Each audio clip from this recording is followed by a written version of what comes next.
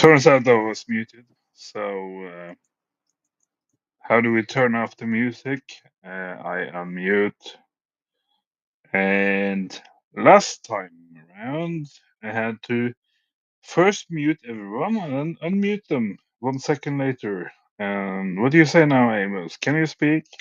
Everything sounds okay today for one. Oh, fantastic! Oh, So I yes. don't even have to mute you. I don't have to mute you first. The illogical thing.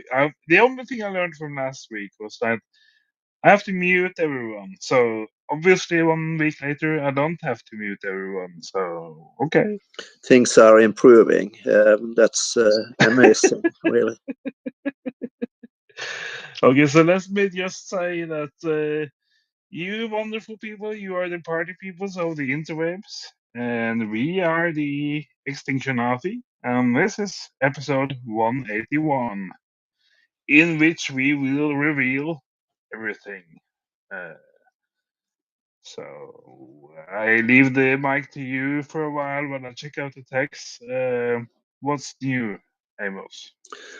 Okay, thank you. Well, it's heading for war between India and Pakistan today, this week.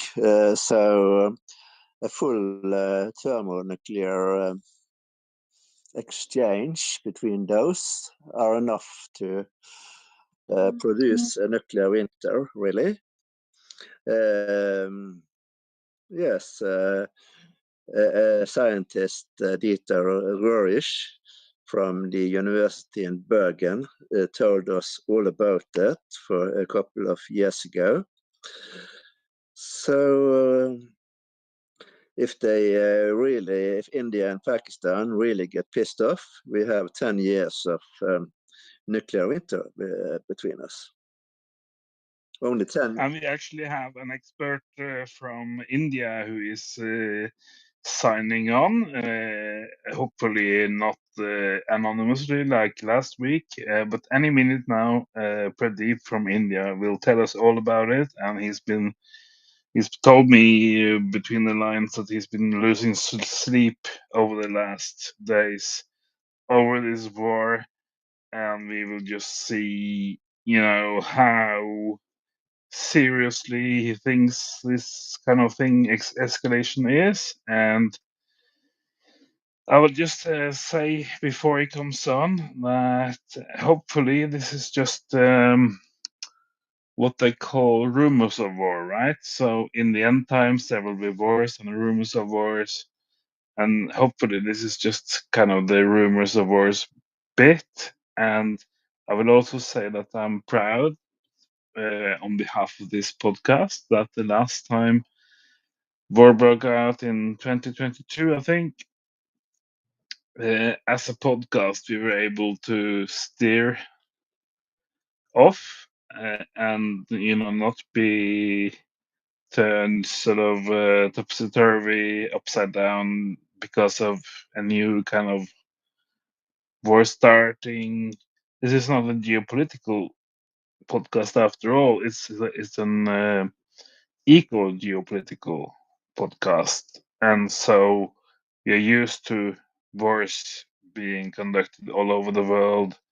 It's part of the fucked upness of the world, and the only times we talk about them is when they are kind of, let's say, collapse related, and we are not trying to be alarmist and chicken little and say that oh, the sky is falling, the sky is falling, everything is going to end in 2 days, like certain other YouTube channels, right? Like my favorite, quote unquote, is kind of the Canadian prepper YouTube channel that says like every 2 days that the world is coming to an end tomorrow or late tonight. Right? Well, So they have you try to not be like that, right? they have had several skirmishes through the decades since 1948. So even with the nuclear arms.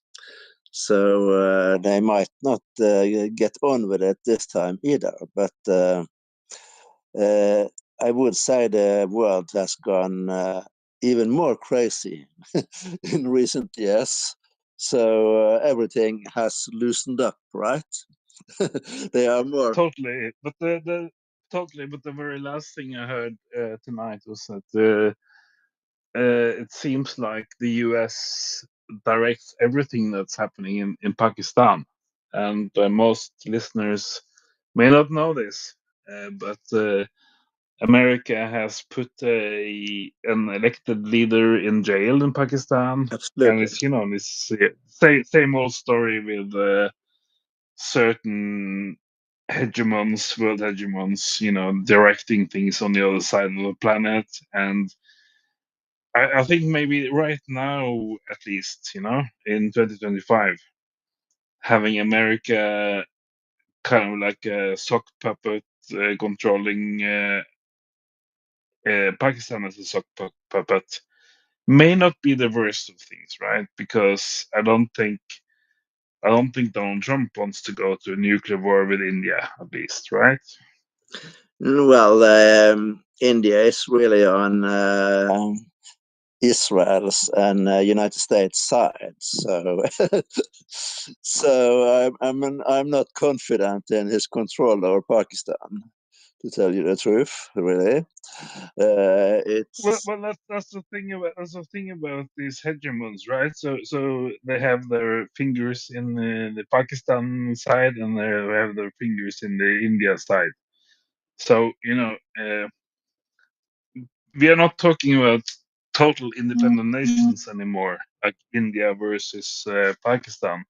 We're talking about two nations which have both got Israel slash America up their ass, right? And there seems to be ways for controlling the conflict before it goes nuclear.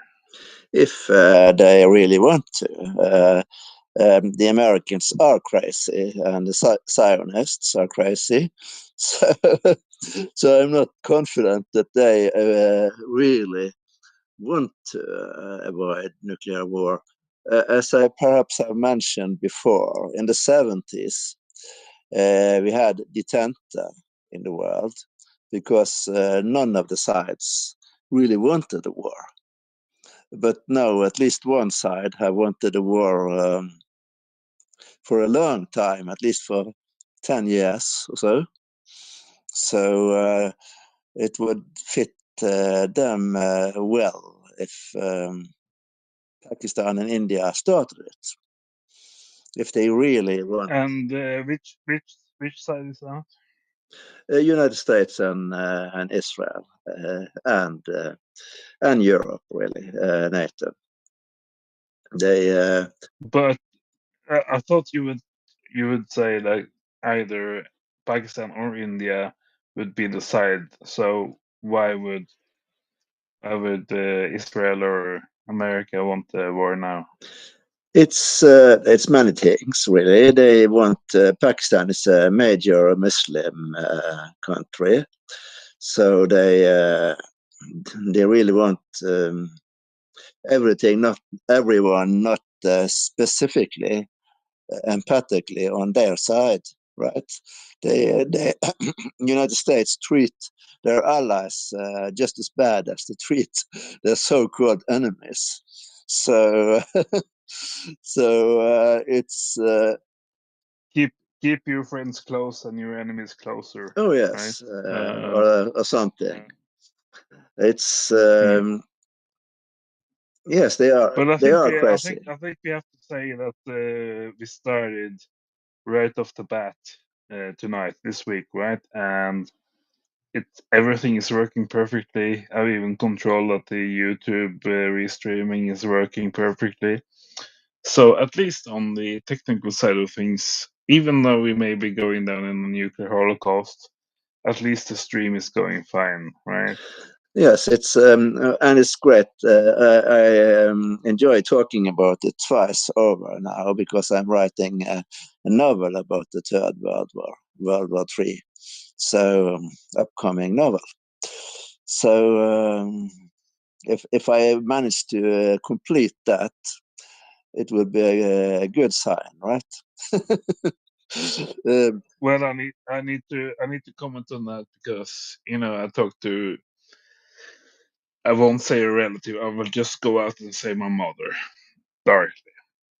So I talked to her tonight, and she recently celebrated her 75th birthday, and it's been hard. It's been very hard. We've tried very hard, both of us, to keep it friendly, but it's hard when one of those is fed by constant propaganda. Maybe both of them, maybe me too. And everything you would normally talk about, right, will be weighed down heavily by propaganda on either side. So it's hard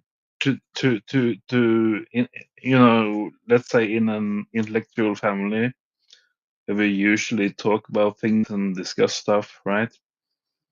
It's hard to keep the line open and talk about things without sort of going out in open conflict, blah blah blah.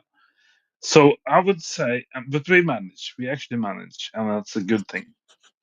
It's demanding to keep it that way, but we managed. And I would say that World War Three, that you want to write a book about, World War Three is now. World War Three is being waged. force-fed propaganda about every single little thing from two different sides. That's World War Three. That's You don't even have to fire a single gun to have World War Three. If World War Three is going on in the information room, right? Oh yes, there, but when I and others talk about the preparations for war, we really want to stop that too.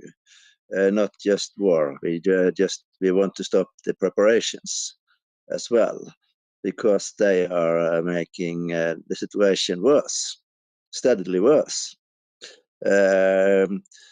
That's why the last 10 years we have established that the United States and NATO and Israel, of course, want a war or two. I'm not yet certain that they want thermonuclear, a full exchange of thermonuclear weapons, but they are certainly threatened about it. And all war and all military activity is damaging to nature and the environment as well. So it's increasing the general stress level of nature is growing even further. And I read something about the fourth gate of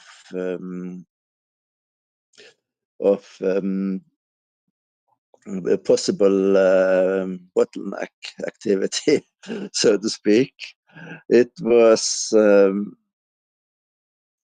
the sea level seabed digging that could release so much poison gas that it would rise into the sea and possibly to into the air as well, and add even more stress to an already stressed environment.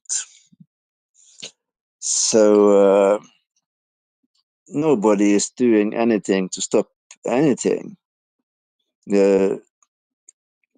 Of course, India and Pakistan was divided by the colonial powers in 1948. So it's just like Africa. Lord Mountbatten He was the one that did the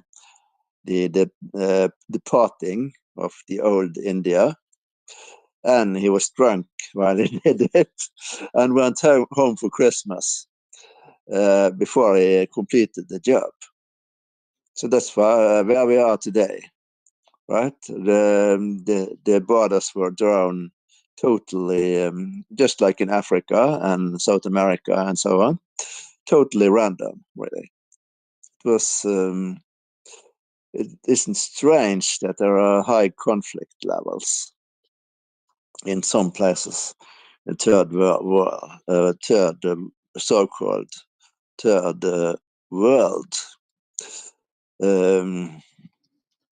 So we have It's likely. our Indian friend. Our Indian friend is trying to avoid joining us. He has a lot of things he wants to say on here, but he joined us last week anonymously, which means he can't speak. And now he really wants to speak, but he doesn't want to join us in his own name. And it's kind of, I have a hard time understanding people who don't understand things, right? So I'm being honest and naked now, right? So some people, you tell them to pour the milk into the glass, and they pour it into they Sorry. pour it on the floor, or they throw the glass into the walls with breaks or whatever, and then pours the milk. Or I don't. My thing is, I don't understand what is so hard about this. You have the glass in your left hand, and you have the milk carton in your right hand. Why can't you pour the milk into the glass, right? And it turns out that there's not very much written about this in world history.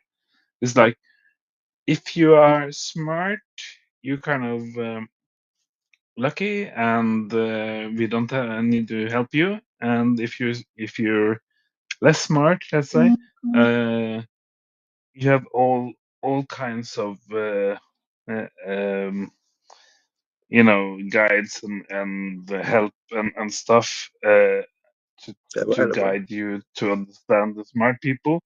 But there's no people helping me understand, why can't this guy just press the button and join the conversation? Why does he have to join anonymously? Why can't he read his DMs? Why can't he read his fucking direct messages in the X platform? Why is that hard? I don't understand it. Well, I guess if our country were at war, we might want to be anonymously as well. Yeah, but his Perhaps. fucking country wasn't at war a week ago, and he still couldn't join us, right? Of course. So, and I offered him an hour to do the training to know how to join without saying I'm anonymous, right? But he didn't feel that he had to read the DM, right? He thinks, I don't have to read the fucking DMs. I'm Indian. I'm the king of the world, whatever. I don't know. It's like, no, oh no, I don't have to. I don't have to do anything. I can just suggest, why don't we use the old platform? The old platform worked, and even though I screwed up by joining anonymously, so that even when I asked to have the mic and asked to be able to speak, nobody could see that he asked to speak, because if you join anonymously, you can't even communicate to the host that you want to speak, right? So he doesn't understand that, and I don't understand. I don't get. I don't even. I can't even see what his problem is. Does he need to be kicked in the head? Does he need a hard knee in his groins? What is the problem here? Please inform me. Let's see. Uh, By the way, to change subject, perhaps, this might be. Please don't change the subject. We are missing we are missing a key witness of the Indian-Pakistani conflict here. Please don't change it just yet. Okay. Please, at least for 5 minutes more, talk about how we can get our Indian expert online here before you move on to something else. Please. Well, it's as I said, it isn't. There has been war between the two states several times since the so-called splitting of the country of the original India. So, in a typical way, the the old colonial powers just did Lord Mountbatten. He just drew the line. Okay. So I'm sorry. I'm seeing now. He likes our space. He's pushed like, and he's commenting it no end. Lots of comments. The only thing he doesn't want is to join the space. Yes, I'm So trying to. how can you and me, as two civilized members of civilization, convince or explain to this person from India, what do you call it? Indigenous member of the Indian culture. How can we convey to this guy that he needs to join us if he wants to speak to us and to the world? Well, if he didn't get it before, he should probably have getting it now, I guess, since you have explained it so elegantly. Sorry. I admit I have a huge problem because I'm a three-digit IQ person. I'm above 100 IQ, right? So I understand more than the average person how things work. But I also don't understand how people who don't understand how things work. If you understand what I'm saying, I don't get why this is difficult. I absolutely don't get it. Um And I admit, last week we had a problem. You and I, we took like I think 90 minutes before we actually got things going here, and that's on me, that's on you, and that's on maybe on X for being difficult. But we figured it out, and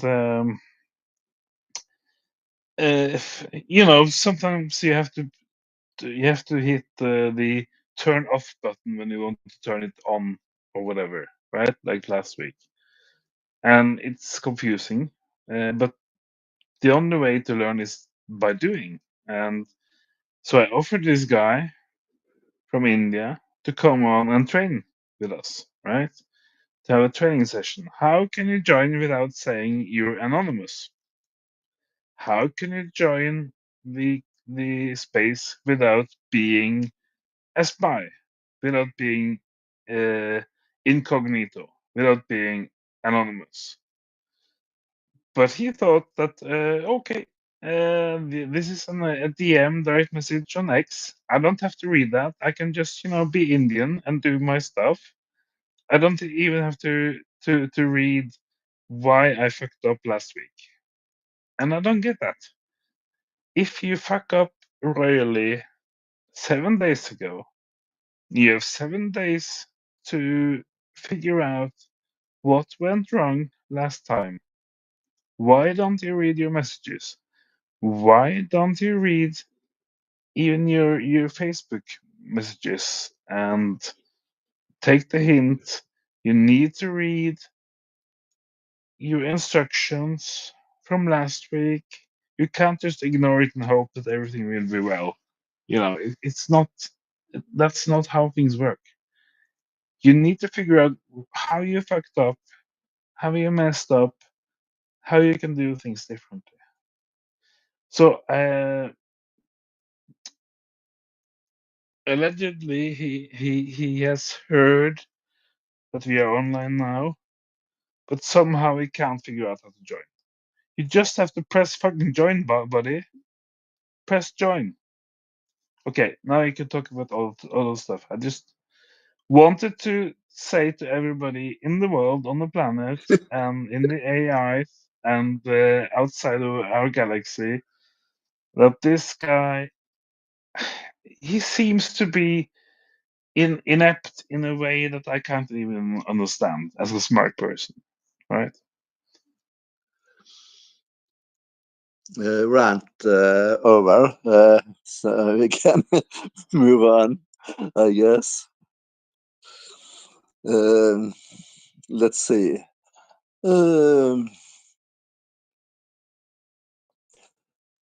Yes, it's the unrest, the stress, the pressure on human society worldwide has just grown lately and keep growing.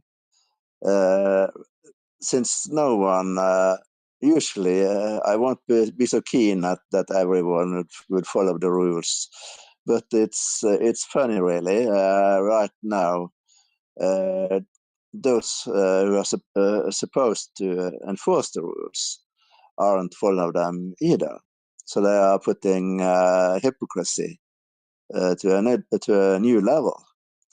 And that is that's a major reason for the stress level, the pressure on human society has grown further.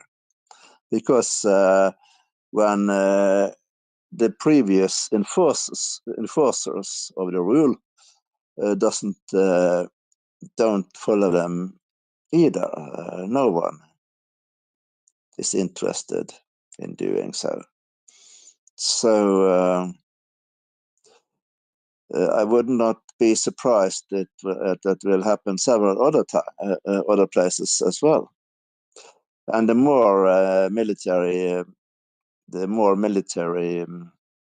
activity we see, the more stress will be put on an already strained nature, strained ecology.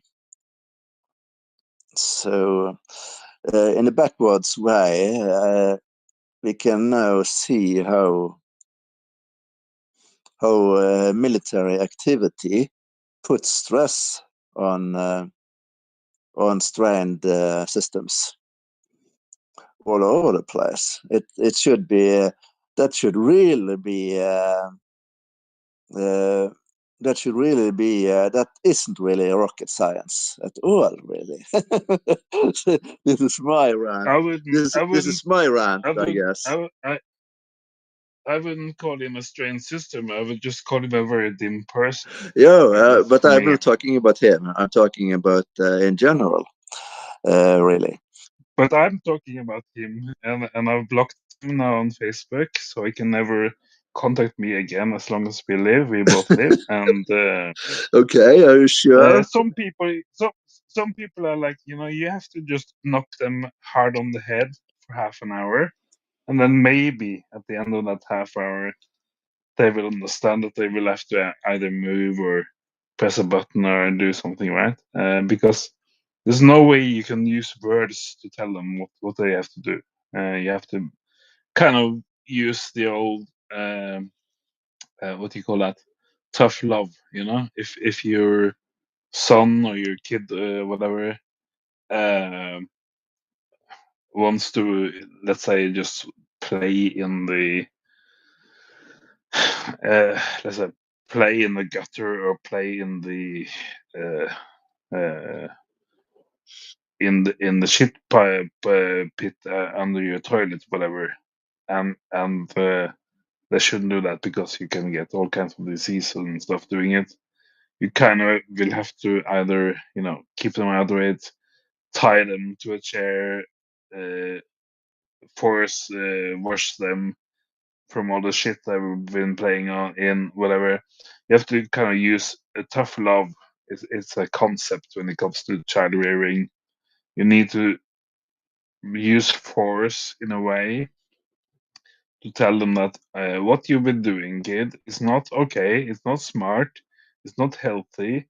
It's not what you want to do the rest of your life, right? You need to change the things you are doing, and that's called tough love in let's say child rearing from 100 years ago and back. That you can't just say yes all the time, if you understand what I'm saying, right? Well, it's tough love. The expression really has really doesn't have really positive. It isn't really a positive expression. Really, it is much more with. I know it's not today, but you know the reason it was a thing, you know, like the action rather than the word or the term, is that it's what your child needed in order to become a full person, right? So let's say that your kid only wants to eat candy all the time, morning, noon, and night, right? That's what your kid wants to do. Should you let the kid eat candy morning, noon, and night? No.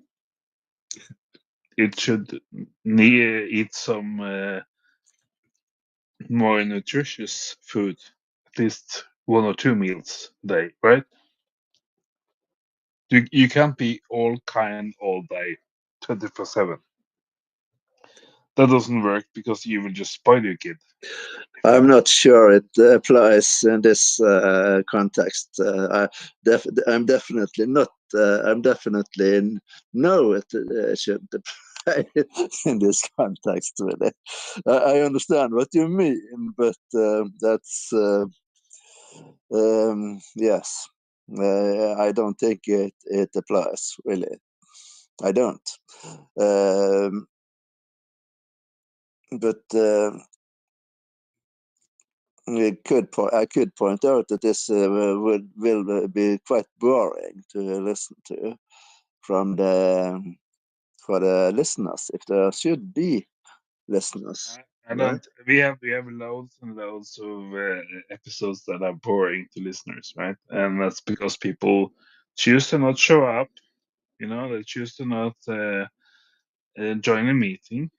So we have like 45 minutes of silence and stuff. And this guy from India, he has been saying for a week that I wanted to speak. Oh, why didn't you let me speak? Oh, just because I joined anonymously so that you couldn't promote me to speak. You didn't let me speak, right? So he's been going on for a week. Well, 7 days, right? Okay. 7 fucking days, 24 hours. He's been going on. I want to speak, and I want to talk about the India-Pakistan thing. I want to do this. I want to do that, right? So my tough love is just saying on a different platform on Facebook Messenger. I am blocking you now because you don't even understand that you need to read your DMs. You don't understand that you, Pradeep, need to go on X and read your X DMs where everything is explained. How you join, how you not join anonymously, how you can speak to us about India and Pakistan, and everything, right? And he still can't figure it out. And I, as a smart person, I'm obviously not smart or stupid or whatever enough to understand how is this difficult for you, right? I've talked to thousands of people in my life, and most people can understand that if I say, no, you have to walk 100 meters north on the street to find where I am or whatever, right? And most people are able to sort of understand that, okay, I can't just stay here. If I want to meet GS, I need to lift my ass off this chair and walk 100 meters to the north, right? This guy doesn't understand that. And I don't know. It seems strange. He sounds like an intelligent guy. So, but you have clearly had a frustrating week. Yeah. No. Most of the week has been fine. I just told him what he had to do, but he thought, I thought, okay, I will leave all those messages unread until the last minute, and then I will try to start reading them if I can find them, of course. Because how do you find your messages on X, right? That's difficult. So a week ago, he told me, yes, I will search for the messages. Okay, and then I replied, Jesus, do you really have to search for your messages on the X platform? You don't you don't know how to find your messages? You tell me you don't know where they are. You don't know where the message uh, part of the X app is. And that's the kind of guy we're talking about here, right? So he's had a week, and I blocked him on Facebook Messenger already. I don't think he will ever be able to join here. I've not blocked him on this platform. I only blocked him on Messenger because he seems to think he can just stay on Messenger. Because why would you not, right? Why would you change if you've done things wrong every hour for a week? Why would you change things, right? Because why would things ever change? I don't know.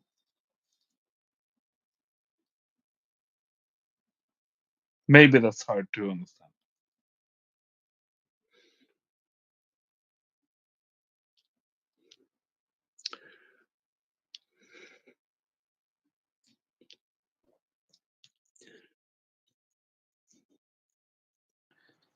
And why can't I hear you when you speak?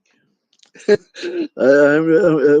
once, I just don't have much to add. Really, it isn't really my my thing. Really, it happened totally outside me. Really, right? So we don't. But let me ask in another way. What experience do you have with people who have a hard time to understand basic stuff? Well, I would say many Because people have that problem on a more on other levels, generally speaking, about society and politics and stuff. But that's different, of course, at least to a point. I don't know why I have no idea why he won't join us or something, but I just had to take your word for it. So, have you read his 10 comments to this space I've on tried X? to do it. I push. He's writing all the time. The only thing he doesn't want to do is to join the meeting. He's written, like 7 minutes ago, 18 minutes ago, like 8 or 10 different comments. The only thing he doesn't want is to join the meeting, right? So he has some kind of very hard problem within himself that either he doesn't understand it or he thinks that it's funny to not join and just write stupid comments. I don't know. It's like it's totally inconceivable to me. Call me a smart person, call me intellectual, call me every bad word you know. I don't understand this Indian person. I don't. I can't understand what is so fucking hard with just pressing the button and joining the meet. Pradeep, if you're here, you're a fucking retard. Sorry, I said it. I didn't want to use the R word, not on a public meeting, but guy, dude, you're it. You really are, I think. Sorry.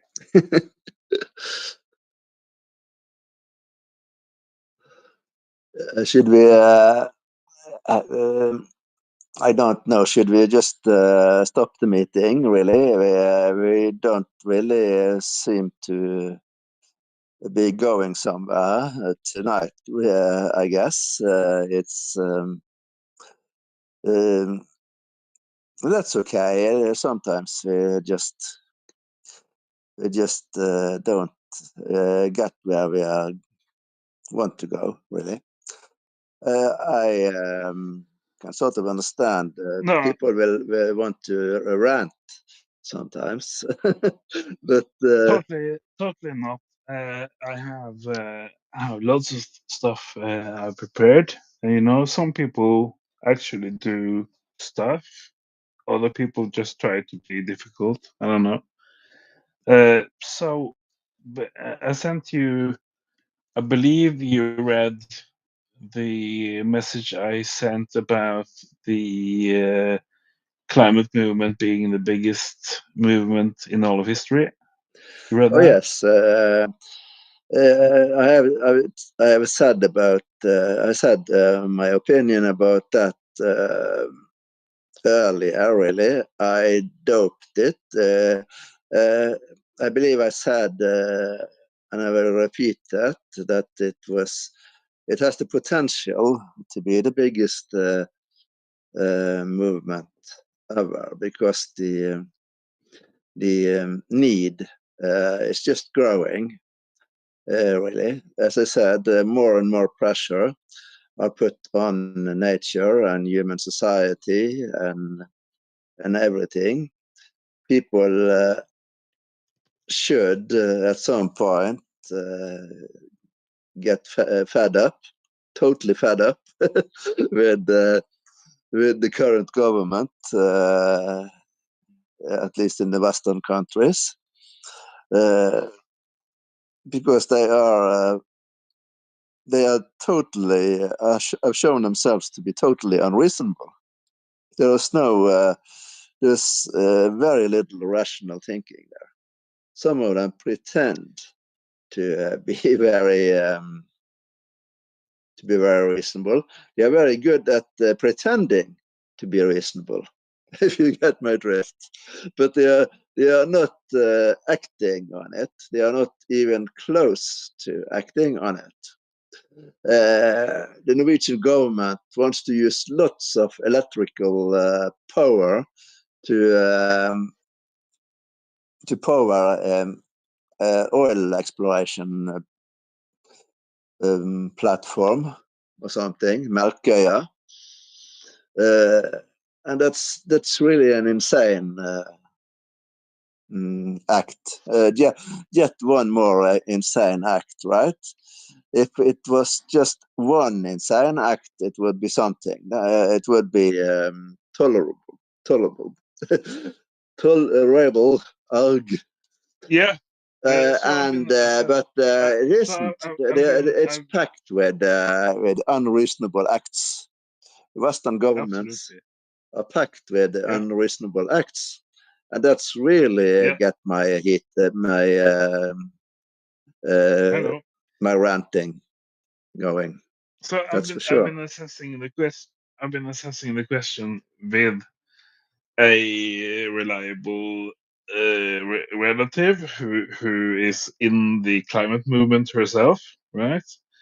And it seems to me because she agreed, right? She agreed with the assessment of this guy who is on the opposite side of the political spectrum. So she agreed with my understanding and with his understanding, and it seems, with all the contestants for being the biggest political movement in history, that the climate movement, our movement, I would say, is the biggest in all of history. Right. And it's easier these days to be the biggest because we are much more people these days. So we have that going for us, right? And the interesting thing is, okay, well, point one, we should be proud. We are part of the biggest political movement of all history. Point two, it's all BS. It's all bullshit. Because most of the people who are joining or pretending to have joined the movement are not sincere people, right? No, they Uh, are mo- greenwashers, really. yeah, and most of the countries signing the 1995 Paris Agreement signed only to get millions of dollars from the other countries. For instance, right? That's just an example of why somebody would join the so-called biggest movement of all time. And even those governments who were on the giving end, who were supposed to give money to the other countries, they were more like, yeah, we signed this because we are the good guys, we are the smart people. Uh, we know we're not gonna do it, of course. It's just an agreement, and even after the Paris Agreement was signed, people were saying, "Is it really an agreement, though? Right? It's Oh nothing yes, binding." I remember it well. And Yeah, we have had 25 years. We have had numerous meetings, right? And not a yeah, single significant act has come out of it. So of course it's fake. Of course it's greenwashing. And they want to use electricity to empower an oil exploration platform. It's just so insane. Instead of actually doing something to solve the problem, the actual problem, they uh, so I agree with you completely in this. The, even people, even if people are claiming to be a part of an environmental, a huge environmental movement. They aren't. They are just faking it. yeah. And So let me just say this: that one of the reasons I have two main reasons really. So one of the reasons that you can assess and kind of verify that it really is the biggest political movement of all time is that even when you listen to people who are, let's say, anti-climate and anti the left side of politics, they are talking about the other side and what the other side is doing about climate all the time, right? So even if to themselves on their podcast or whatever, climate is not a big deal, they keep talking about climate all the time. So that's kind of let's say what would you say contradiction in terms. in a crime novel you would say that's kind of circumstantial evidence, right? So if even the movement's enemies are forced to talk about the climate movement all the time, that's circumstantial evidence that this is a big movement, right? And then the other thing is, from my own, inborn family unit, 5 people, 3 kids, mother and dad, right? All of them are kind of. My mother is in the grandparents' climate movement, so she is technically an activist. And I think both my sisters are driving either EVs or SUV.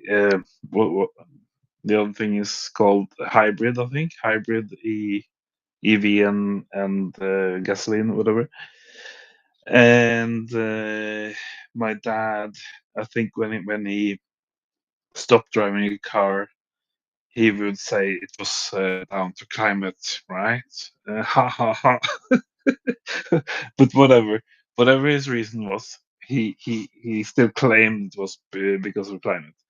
So even and that's obviously not based on me being a forerunner, a prophet of climate virtue, whatever, by being a teen eco activist for climate, because I was rather a black sheep, right? It's like everybody said, "Oh, that's very brave and blah blah," blah, but secretly they all felt that I was the black sheep of the family. I did everything wrong. I should have just got a job. I should have kept my hair.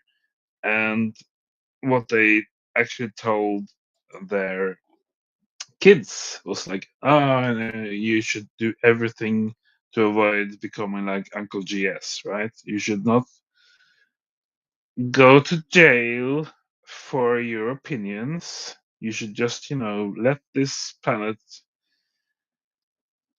uh, grind itself down to a collapse and absolutely not protest it. So, this is despite what I did, right?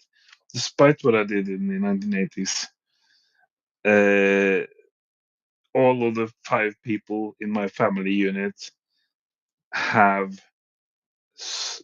somehow or another joined the climate movement, the broader climate movement concept. And that tells me this is actually real. This is actually the biggest political movement of all time, just like this Norwegian guy on the right side of politics says. So I think that's kind of conclusive. I can't think of any other movement that would be bigger. So unless you have something on that. The labor movement. And they were honest too, at least in the beginning, at the start of it. So there were far more people on the labor movements, almost all the workers. Just to be technical here, I would. That's what we want. We want you to be technical. That's absolutely what we want.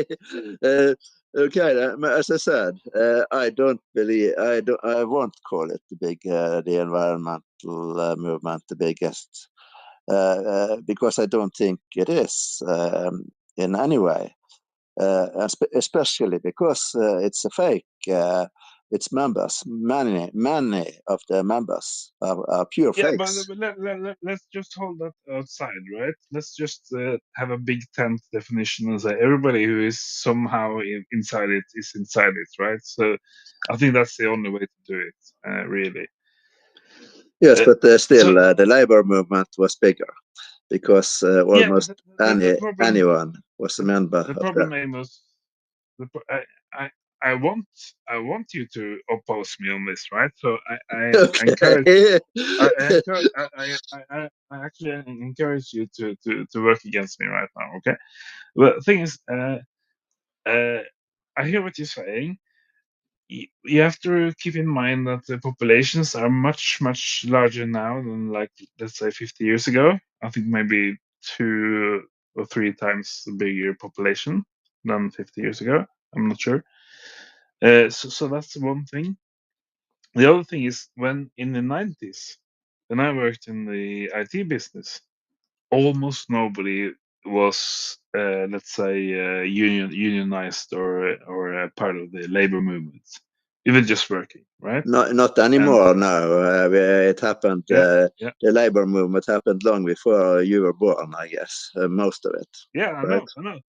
So that means it was most likely smaller than today's, let's say, bloated climate movement with all the honest and not honest people who are part of it.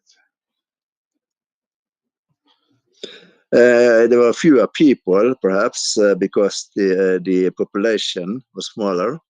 But if you take percentages, the labor movement was the biggest in history. Uh, as I We said, actually because have we actually have an Indian guy who managed to join, not anonymously, to this meeting, and I've just invited him to speak. So good. he will have to hit the accept invite to speak button, and I'm skeptical, but we would just have to see if we can do that. I hope you both will be civilized. Ha ha ha. Of course, of course. I'm super happy if he can join. I'm just saying I'm skeptical. I don't think he can actually press the accept invite to speak button based on the last 7 times 24 hour record. I don't really think he will be able to do that. Well, it's down on the left for me. I'm not sure if it will be that for him, but well, let's see. So now he's listed as a speaker. But he And is muted, so he has to push the mute button. I know. And okay, now he's not muted. No, it's not muted. I think finally I joined. Welcome, man. Welcome. Well, I'm so sorry, and GS, please forgive me. I know you kicked me and everything, and that got me. You're totally forgiven, buddy, but I had to give you some tough love. If I hadn't kicked you in the butt, you would never have come here. And I love that you came here. Thank you. But can't figure out how I landed up here. Somehow, I don't know, I don't know what thing I did different this time, but I'm glad I'm here. Yes, it is different this time. It was far easier for me this time, at least. There was something wrong last time. Pradeep, I don't know what. Pradeep, please tell us about what's going on in India, Pakistan, please. See, if I give a honest from my perspective, I'll have to go back in history. It's not a war which has happened 2 days back or from 1947 or anything. I need to go back in history 14, 20,000 years ago. See, we have been on this land for 20,000 years or more. And our faith, it's not a faith at all, it's a way of life. Sanatan Dharma is a way of life where we pray to the sun and the trees and nature and live with that. And though we may have a lot of deities we worship, but those are all symbolic. Each deity represents something. And somewhere along the way in history, some new religions started, the Jews were probably much older than, some of the current, the new kids on the block, that is the Abrahamic religions, Christianity and Islam, which have just been born 2000 and 1500 years ago, respectively. So the thing is, we were staying peacefully in our country. We have never invaded any other country. Our influence spread because we did trade with Southeast Asia, and the world's largest Hindu temple is in Cambodia, not in India. So that is the amount of love and they had for our religion or way of life or Hinduism or whatever you call it. And meanwhile, there were these hordes of, around 1400 years ago, these hordes of barbaric people. They invaded our country. They have killed about 200 million Hindus, the original inhabitants here. It is something like what you all have done in North America and Australia and New Zealand. All the indigenous people you either killed or put them in reservations. And these people came and slaughtered 200 million, raped our women, took our women and sold them in the Middle East.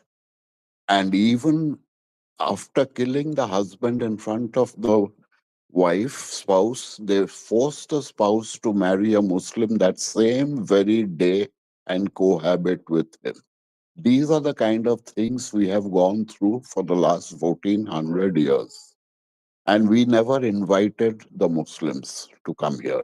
They came here, and then in due course, this colonial British divide and rule and all that, they were the people like who divided this country and gave them proportionate space to their population. They gave Pakistan, they made East and West Pakistan, and that is where the proportionate population of Muslims were supposed to live. Instead of that, 3.31 million Muslims stayed behind in the space given to Hindus. And today they are also creating a problem for us here. It's outrageous, like in places like Bangalore and all, they put loudspeakers on their masjids, and we are subject to that blaring azan 5 times a day. And nowhere in the world are the microphones so loud. And so, then after having to, they got that space. In spite of that, they keep, and Hindus by nature, we are not aggressive. We are very accommodating, we are very tolerant. And they have been creating all this problem. These terrorists are there. Thanks to the new government we have for the last 11 years, terrorism has reduced because the earlier governments, 70 years, they were virtually Muslims who were ruling us. The British handed over the country to a set of Indians who were very Islamic in their views. And that was a dynasty which ruled for about 70 years. And so that's how it is today. And we see Pakistan is a very poor country, and in our country, the colonial forces retarded our uh, atomic research and all 30 years back. Otherwise, we would have been on the same pedestal as China. And finally, and they jailed the main scientists and all. It's all true. Nambiar is that scientist who was hauled up on false charges and jailed, and our entire nuclear year movement was delayed. And to be very frank with you, Pakistan or Muslims, they are brainless. If you see Jews, 7 million Jews have got 38 Nobel Prizes, whereas the entire Muslim world, 1.5 billion or whatever, they have got about 7 Nobel Prizes. Not that that's any index, because, but still it's some kind of a criteria. And they are so demented, and their schools, the Muslim schools in India are called madrasas. And in these madrasas, they are only taught that Quran of theirs, which that Allah or somebody has written. And and they are taught over there that all non-believers in Allah should be killed.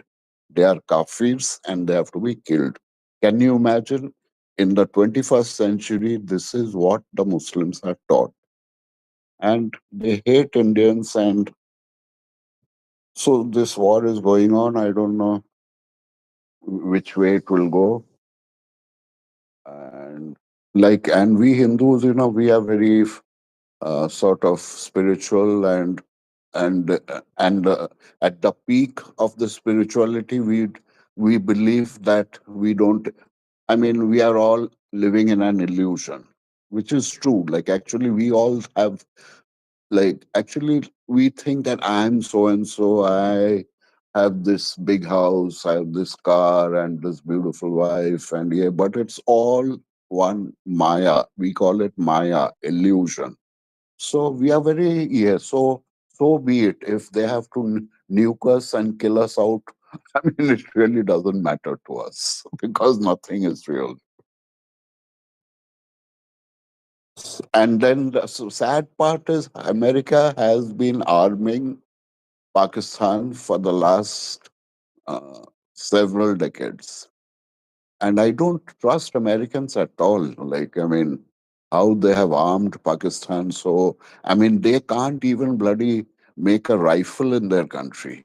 And they have been given nuclear uh, know how and technology by China and maybe Iran and all. I don't know where all. And all these so called missiles they have all been made with the help of non Muslims. And so now they are bragging, they have these, and it's so dangerous. I mean, an unhinged country like them, giving them nuclear arms. I mean, America is solely responsible for it. I mean, what else can I say? Like, we have nuclear arms because our Indian brains are some of the best in the world. I mean, though I could not get into this program today, I'm a little demented. Let's put it that way. You are what to me you are way too one-sided. That's for sure. I would put blame on both sides. So, but I am looking at it from the outside as well. So that's given to me. Yeah, That's yeah. for I think sure. you just made it. I blame I think America you too. just made it totally inconceivable that you've been developing nukes on your own, based on your own personal conduct or your own personal inability to even join this X space. I don't believe that you really developed nukes See, on your own. see, No, I'm just I'm just one a of the joke. dumb. Sorry. I'm one of the dumbest around. Let me put you. And I pride my. It really doesn't matter whether I'm intelligent or not. Really, like actually, once you have reached self-realization that we are actually nothing, we think we are something, but actually, like in the ultimate scheme of things, we are just less than a speck out of 8 billion humans. Each of us is one. Then the living Yes, species on but this. you sounded like it meant a lot to you. So I'm not sure I'm buying that nothingness stuff from you either, right? Because the way you put it on from the start was very aggressive, right? And when I say aggressive, I do mean that. So you can be aggressive in speech as well, and your speech was extremely aggressive. So you didn't convince me, to say it the least, about the superiority of Indians or the or anything really about the guilt and stuff. So I would definitely take another view when I discuss it with people. I suspected you were a nationalist, Yes, and you uh, sounded like I you am very sounded much. like one. Yeah, I am yes, very much. you sounded like one, and that's not good at all. No, no, no. Why? I'll So, give you the reasons why I am. Because we are getting marginalized in our own country. To every day, our demographics are changing. Percentage of the original inhabitants is reducing, and it's same thing is happening in Western Europe. The Muslims are taking yes, over. you say that, but I would disagree completely. If you what you're saying about Muslims, it isn't true at all. In so many ways. Almost everything you said about them was just lies, pure lies, just like those racists in Western Europe keep going. So I have just all respect for you. That's for sure. I don't care if you coming back to this program at all. I would be more than happy if you never come back to this program. It's just so disgusting. I can't stand racists, so to speak. So just crawl back to India and just stay there. Thank you. Yes.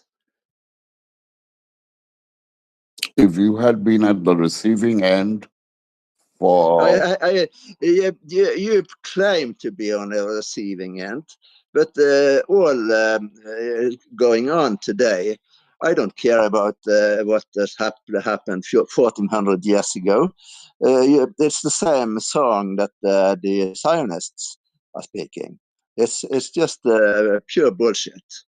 Okay, I would modify that a bit. I would like Pradeep to explain better, and How can you explain better? I would in dice, is that a word? I would hope that we could listen better to what he's saying, and maybe we can modify, no, see, our positions, because I don't think we're that harsh enemies as you put it, Amos. I think maybe it's just like being in a war or whatever, and I would yeah, just I have a encourage people to listen better to each other, right? I clearly have a Uh, civilizational angst. I have an angst because for 1400 years, my people have been killed mercilessly by certain people. My places of worship have been burnt, razed to the ground. 1400 years ago. Yeah. So, Do you listen to yourself? they have not. They are still doing the same thing today in our country. No, I don't believe that at all. I don't believe they did it It's up to 1400 you. years It's up ago to either. you. It's up to you. So I mean, I don't Of need to course, it's up convince. to me. I don't need to convince anyone. Like, No, but you are lying, and that's you are making up stuff. Really, see, I mean, just like now I can see a clear Abrahamic versus non-Abrahamic like narrative. See, we don't belong to the Abrahamic tribe, right? So, no, that's good. No, normally I would say that is good because I don't like that much the Abrahamic thing either. So, but that isn't any excuse to go on a racist rant, really. no, it's not a So, racist rant. It is just oh yes, it a is. What happened 1400 years ago or not is completely. It doesn't. It shouldn't be a factor at all. 1400 years ago, no, some no. people. You claim that some people did something. It isn't. It isn't Amos, you interesting at all. please get your history right. Read something on what happened in this subcontinent Uh, 1400 years ago. Till it didn't yeah, happen for only 1400 years ago. It continued till the British came. That is around 1700. And then they took another form of colonialism, and uh, so that's how. that's what the nationalist racist would say. I'm an history buff. I won't claim to know everything, but the way you sound is the important thing to me. See, Trump, if Trump It can doesn't be a sound Trump, right at all.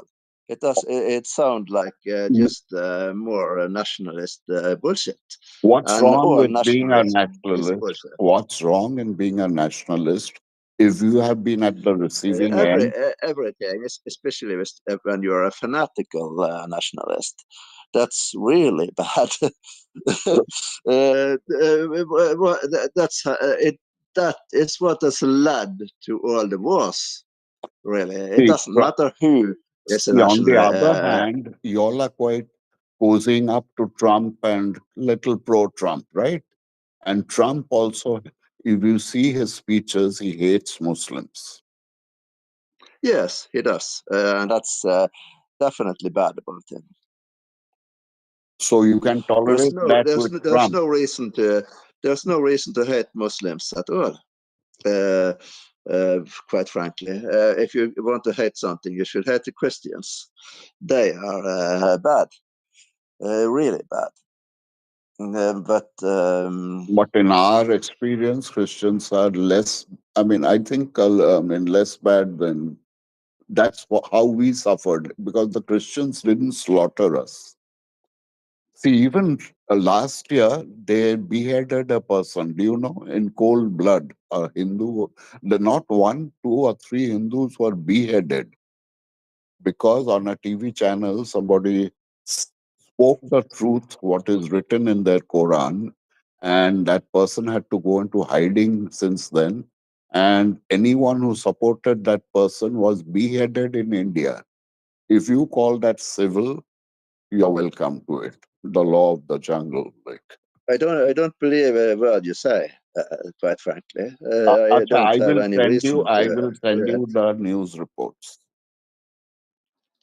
It's What there on news report? it's there Is on. the Indian government that has and the Indian state broadcast that has told that. I've heard a lot of reports from India about abuse from the Indian population, major population, in the recent years.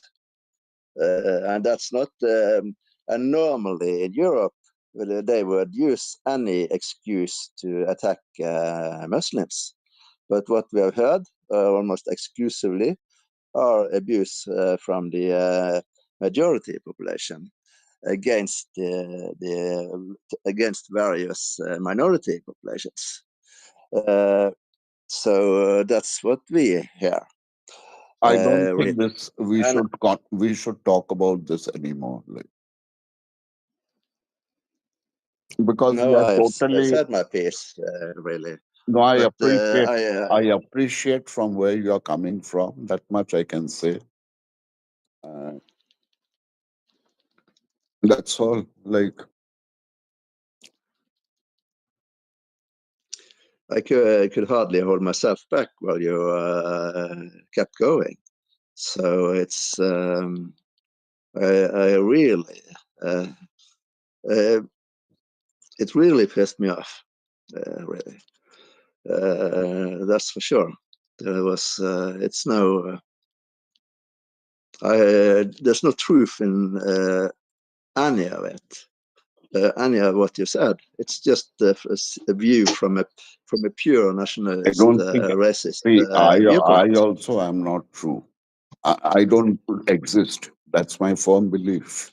So it really doesn't Yes, matter. I've heard you, but I don't believe that either. I don't believe you and yourself claim that either, because you are so entrenched in the majority Indian society Okay, that you are. maybe I could chime in here. I do love these open conversations and getting it all out in the open. I think that's good in itself. However, as all my relatives and all my forefathers would say, don't discuss politics and religion ever, right? But we're not here to not discuss these things. We are here actually to have a conversation about things. So let's try to keep it civil. And I'm sure that if we are going to allow Pradeep to come back later, and I'm hopefully we will be able to moderate our positions or the way we talk about it. I'm agreeing with Amos slightly in what he says, because you did come across as quite a one-sided nationalist, Pradeep. And I'm not saying that's totally wrong, because there is a nationalist position to things, and I think at least in Europe, there would be maybe a better society if more of the EU unelected presidents and politicians would take more consideration to their own populations and what they want and what they don't want, like being at war with Russia and stuff. But if we can dial this thing down a few hatches, Pradeep, could you communicate to us what has actually happened in terms of war fighting and missile strikes and stuff between the two countries, It's Pakistan and India? it's very difficult to get what is the truth, because the Indian government has said that it has. I mean, there are, say, if you, I mean, now if I can bring you all like to something, whether I don't know whether Amos will call that a lie.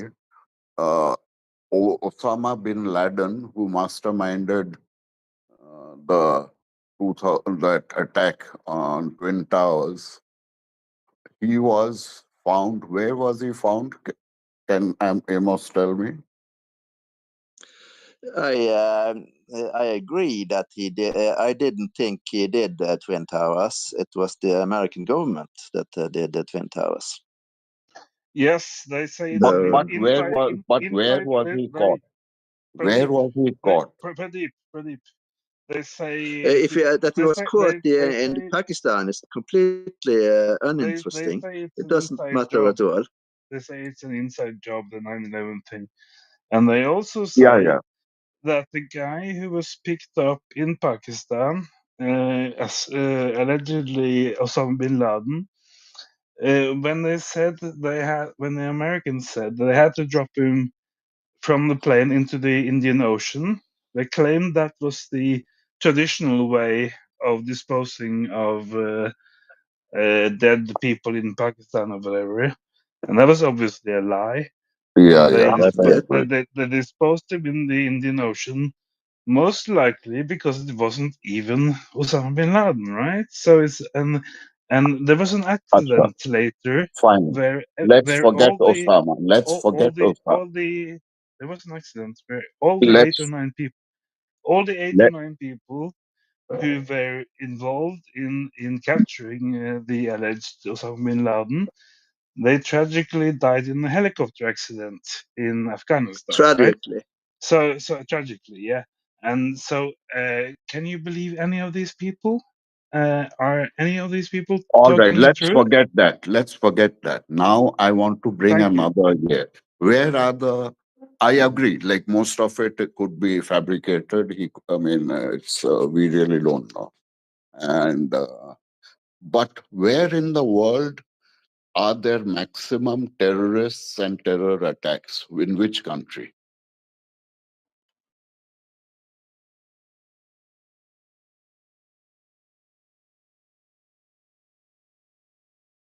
The And Zionists in Palestine. What about Pakistan? Within Pakistan, there are maximum terror attacks. They keep killing each other. And recently, there was a train hijacked. Can you imagine? A train was hijacked within Pakistan, and they killed 250 odd people who are on that train. There's a state called Balochistan in Pakistan. They are rebelling against. You won't convince me of Muslims horrible nature, no matter what you say. So you can just forget it. All right. No, I don't think. My experience with them is completely different, and I have traveled all over the world. I've traveled through both India and Pakistan as well. So I'm not totally unfamiliar with the area. I actually heard about So that train hold up and where they stopped the train. I think you said they also shot the passengers. Is that right, Pradeep? That's what I read. That was hijacked. And yes, see, but so what? Really, that's even if what you say are true, and your angle of it certainly isn't. So if you try to convince us that Pakistan is full of terrorists, that's that's just like the United States and Europe say the Muslim Islam is full of terrorists, which isn't true at all. It's just far less violent people there. There are some extremists, but they are usually encouraged through 100 years by the American government and CIA and stuff. So it's just incredible that the Muslims are so peaceful that they are, I with think all even the encouragement. many of those terrorists have even been to Guantanamo Bay and been kind of modified or Oh yes, in brainwashed, absolutely. brainwashed in different ways to go back and create. And the way I see it actually is actually, it because doesn't really matter. Like, because 9/11 was likely a let's say an American Israeli British kind of thing without any outside help, without any Muslim help at all. But they dropped in Afghanistan. They dropped flyers, like tens of thousands of flyers, that any family in Afghanistan, if they accused anyone of being a Muslim terrorist, they would get this amount of US dollars, and the accused terrorist, quote unquote, will go to Guantanamo Bay, right? So let's say that, for this argument alone, let's say that no Muslim was involved in any way in the 9/11 thing, right? Which many people in America even are saying. And but Oh you yes. but you do put a lot of Muslim people or Arab people in Guantanamo Bay, and you use torture, you use every kind of incitement to make them do what you want to do, to make them promise to do what you want to do in the future. And maybe then they go back to, let's say, Europe and drive their cars into festive groups of people who are celebrating Christmas or whatever, and basically commit terrorist acts. But those acts may have been, suggested by, let's say, CIA or whatever, and or the Mossad, right? And then the Muslims during a decade or two, which has been since 9/11, they actually come across to the general population as actually being terrorists. And we don't know this, like because this is not public information. But let's just say that they brought so many people to Guantanamo Bay who were totally innocent when they got there, and they were tortured, and they were threatened that everybody in their family would be exterminated, killed, if they didn't go along with this fantastic American plan to go on a terrorist rampage in Europe or whatever, wherever. And then, and I didn't think that this would happen, but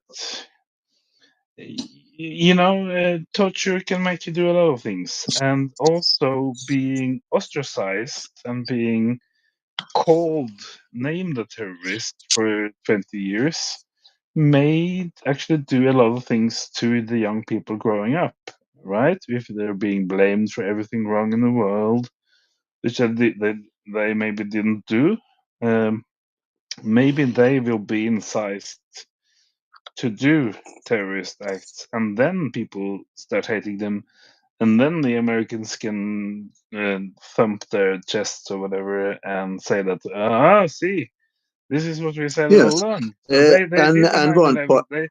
Because they did do these things now, and obviously they did 9/11 as well, even though we did it ourselves, right? Yes, and one major factor here, Al Qaeda wouldn't have existed without American aid. Al Qaeda Strong, actually means the database in Arabic. So it was actually a CIA absolutely. database, which was called Al Yes, Qaeda because it was the Arabic word for the database. So it was actually their contact list, the CIA contact list for Arab absolutely. people. And you see in Syria now too, it's Al Qaeda that has taken power, and they are just they have never attacked Israel, right? And they still don't, even though Israel has occupied a huge part of Syria. Actually, The Al Qaeda, both Al Qaeda and ISIS, they go to hospital in Israel when they are wounded for some reason, absolutely. which is very strange as So, well. so you know who the masters are. So it's totally wrong to uh, call out Muslims as terrorists. All right. That be that being that I, being said, I that retract. I Pradeep, retract. just 2 minutes, Pradeep. That being said, I would say that what Pradeep now tells us about the Indian Pakistani incidents is interesting, right? Because we know what happened before, or there are doubts about what happened before, but we still have to listen to what is going on right now. And there was an attack on, I think, tourists in Kashmir. Is that right, Pradeep? See, Kashmir is another 10, 20,000 year old story. It's the fountainhead of our religion. Shiva resides there in the mountains. And so just because I mean, we were here all along. And if you feel it's fair that people from everywhere can come and take over our country, it's fine with me. It's fine with me. I have nothing to say. It happened 1400 years ago, so it's totally irrelevant to me, really. No matter how there were always stories in all countries about how invaders came and took over the countries. So, It's true in Palestine because we have witnessed it in real time the last 100 years. But the other stories are just old, very old, and even if they are true, which I don't believe, in any countries they are always exaggerated and stuff. In Norway, in Africa, and so on. Except it's true in Africa too, because the Europeans came, and the Europeans they are obviously they have terrorized the world for 500 years, over 500 years. So that's their terrorism has been proven many times over. Their brutality and oppression and stuff. But when you start pointing at the minorities in India, which is which are victims of the majority in India, that's a very bad thing in my eyes. The obvious It's obviously the majority in India. So my That is my sure. question, Pradeep, the Muslims who are in India and who you say have conducted criminality or terrorism, why are they in India? And I also know that in the Kashmir there are disputed territories where, let's say, Palestinians, no, not Palestinians, but Pakistanis are living, but India is claiming in the area. So is that sort of the key to the violence that happened, or is it just that I don't know Muslims? anything I say is a lie, but and whatever I know, I will say, right? So when India was formed, Kashmir, is it true that it's mostly Pakistanis living in Kashmir? that Kashmir is Indian territory, right? Kashmir is Indian territory. Is that correct? if you give me 2 minutes, I'll try to explain how these two countries were formed. Back in 1947, the colonial powers who divided this country for their best Yes, known interests divide and rule.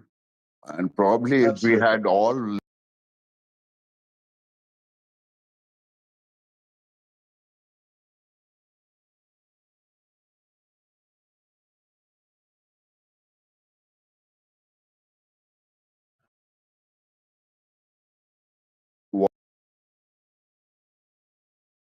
of Muslims in India. And the portion given to India was proportionate to the total population of Hindus in India. So now what has happened is within India, all there were around 300, 400 princely states, and they had to all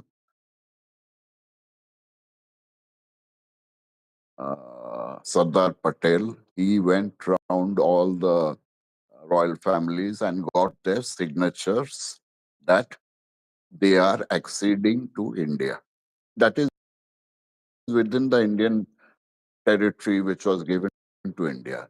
And Kashmir had a king called Hari Singh. You can check, I mean, his name was. So he acceded to India. So Pakistan, so Kashmir entirely was a part of India. The moment he acceded, Pakistan, which was newly formed, started taking parts of Kashmir by a war. That was the first war we had, I think. So, and we had a prime minister who was also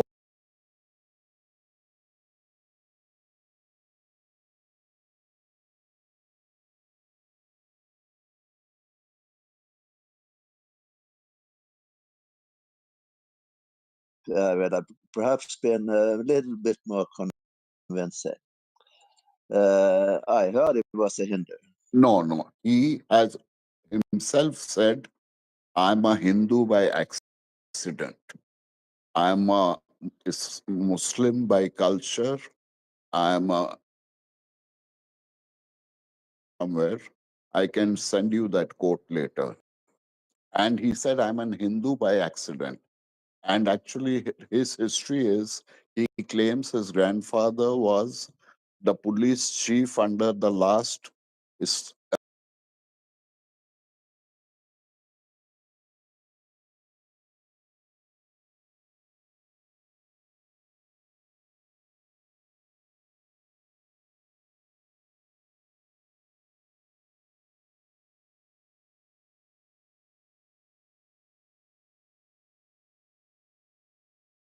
I don't think I need to get into so much to defend myself or anything.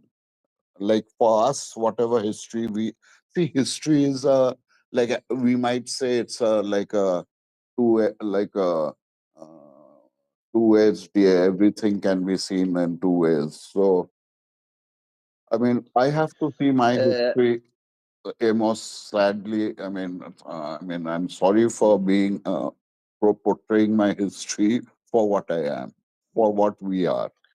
And if you asked me that, You are perfectly. That's not the case at all. That's not the issue. It's I haven't taken a decision about supporting the Pakistanis or whatever in Kashmir. I've never really done any given it much thought anyway. So so yes, I don't really know that much about Kashmir either, Okay, because I have maybe we should change the topic because May- maybe we may- need another week to kind of to get prepared for mellow the mellow the it's feelings, etc. Because I no, don't no.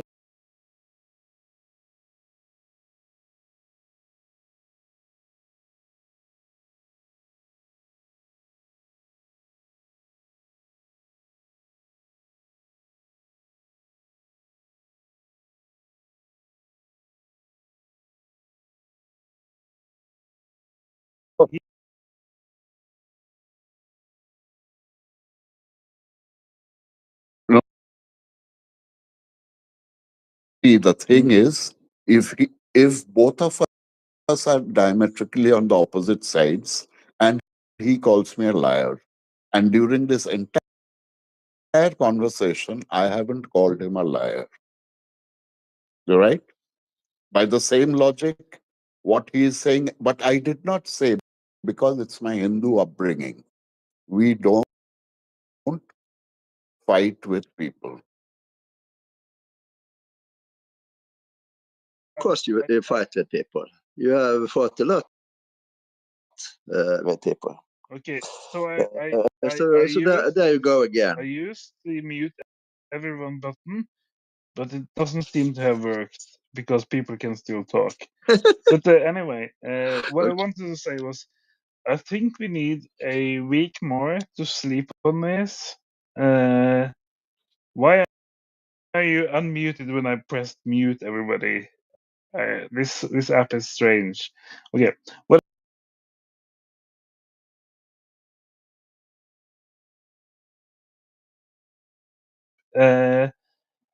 let's say that you were called a liar, but you were not a liar. Let's say No, that. no. Maybe, Let's see, say I that welcome to his belief, but I just let's pointed out whatever he said. let's say that in general we believe you because you are closer to the atrocities. So it's smarter to trust you more than people who are farther away. But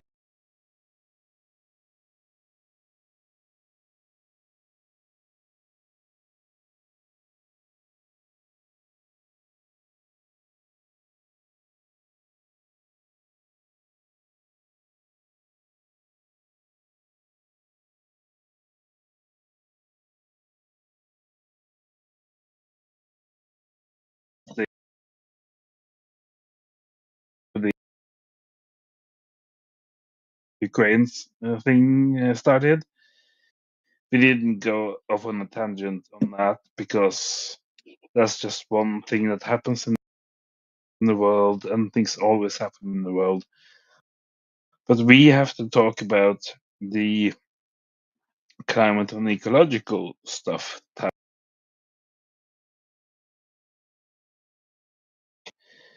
is the fact that there seems to be at least one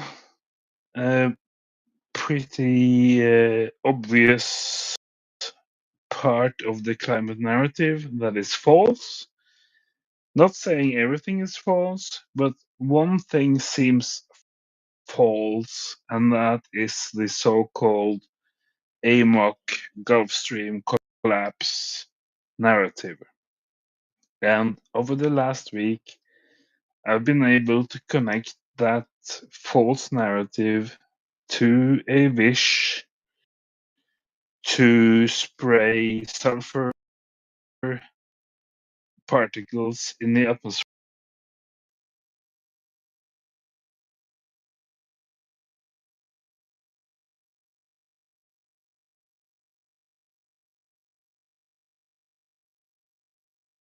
Living in an industrial carbon-based society, flying and driving our cars, and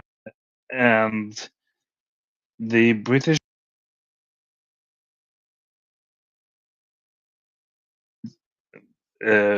this amount of million pounds to spraying the atmosphere with sulfur, so that in their theory it will cool things down. If everything works as they planned on their desktop, fear that the Gulf Stream would reverse or stop or collapse seems strangely linked to the wish to just spray.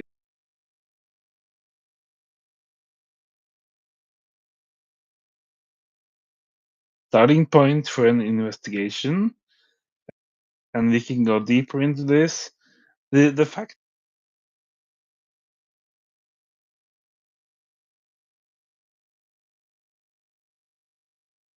collapsing, it's all been ginned up or jazzed up by basically. Yes, it was just a possibility then. Yeah, it was just a by basically very, very skeptical.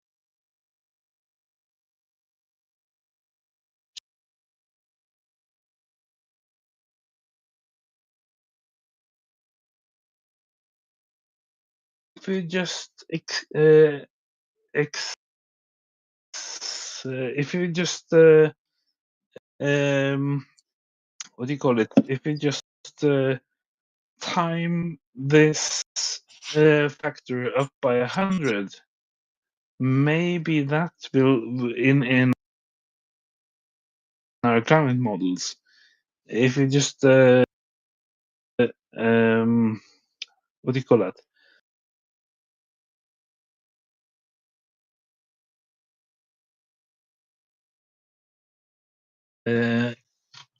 Things collapse when it comes to the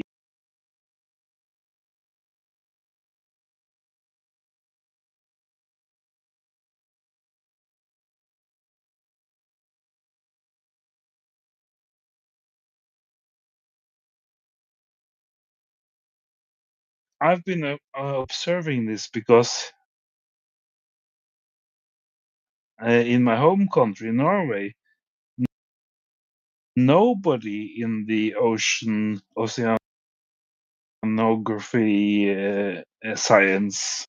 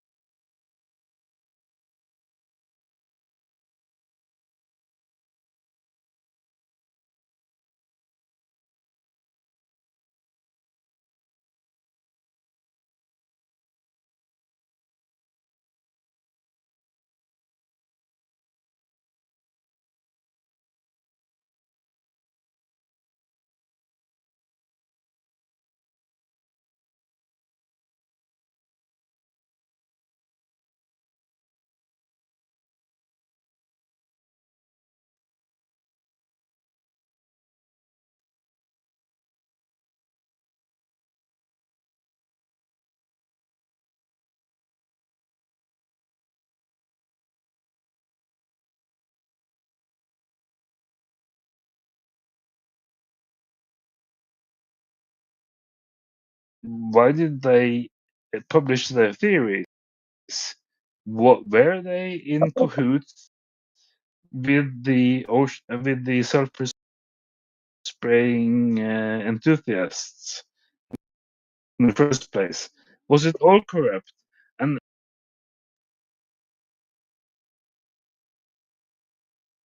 is that the common press, the public press, the mainstream media are complete garbage at this stage, right? They're complete.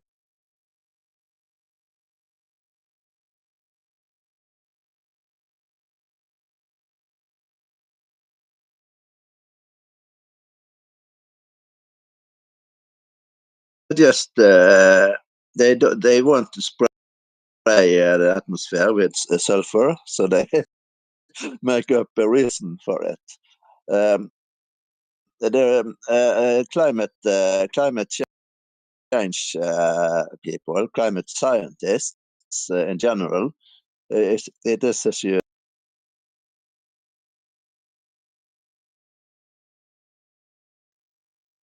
that one single group has come up with a claim that that is true, doesn't make it true. So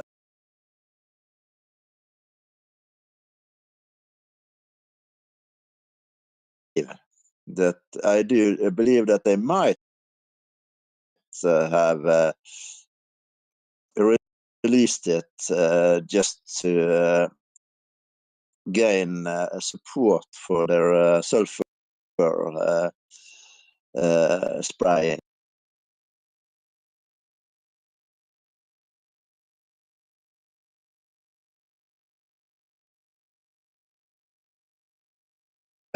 Have used so many other excuses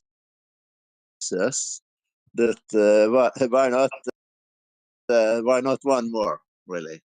So Yes, and they are basically saying the same.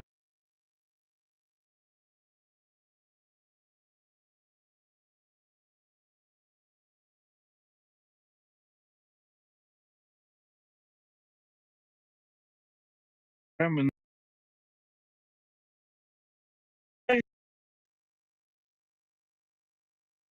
50 years, and the mainstream press is like, we are just retards, and we don't think for ourselves. We just print what you send us. You know, you send us a press release, and we print it. So we have no brain on our own, right? there was a remote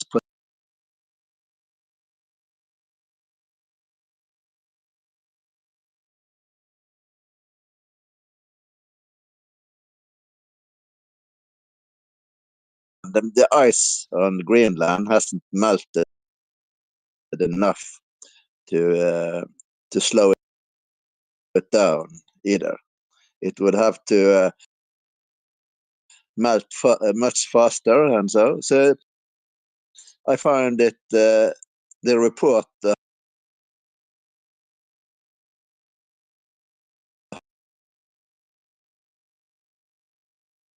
I wrote in 2021 because I've cancelled two of my internet domains.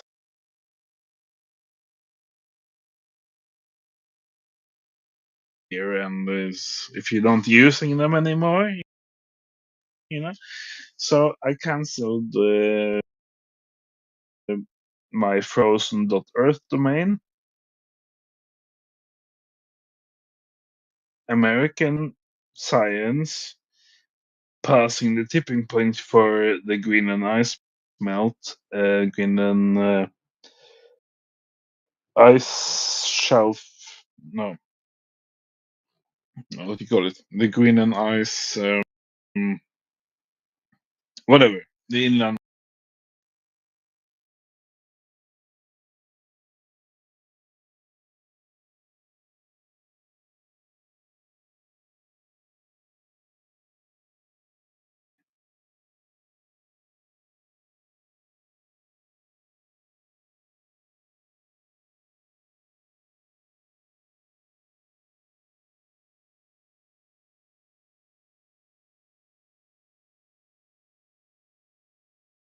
Actually published science, right? And if you read their abstract in the new February 2025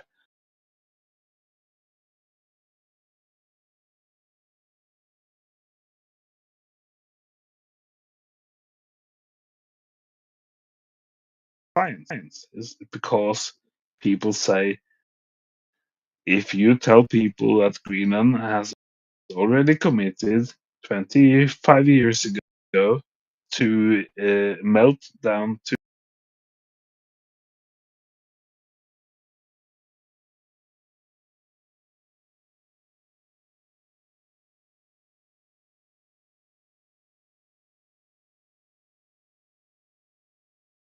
Truth. uncomfortable, right? So today, people don't care about things being true or not true. All they care about is things being uncomfortable, right? So you can't tell them, you can't tell a trans girl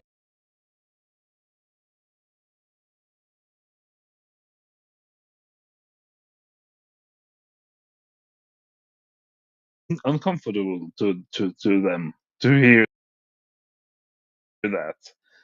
But thing is that It isn't exactly the same, no, but no, no, I no. do understand what you mean, I'm but sorry. it isn't the same. I'm just mixing my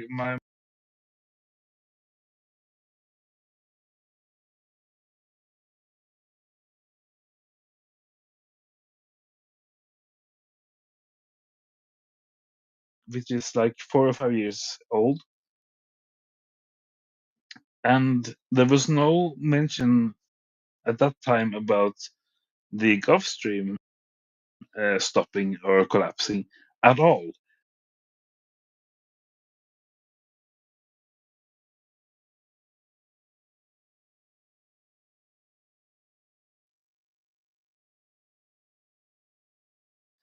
They are talking about, oh, maybe the Gulf Stream, which is basically driven by the Earth rotating, right? Rotating around its axis.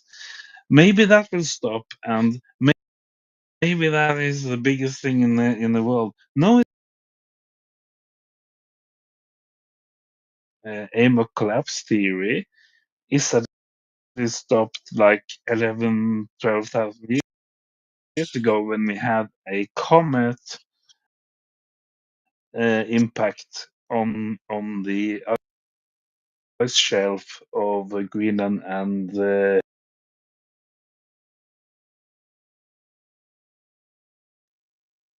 yeah, Stop. and the thing that So in this it was a remote possibility 20 years ago, but it yeah, hardly and is at all. in this Dutch science report where they do this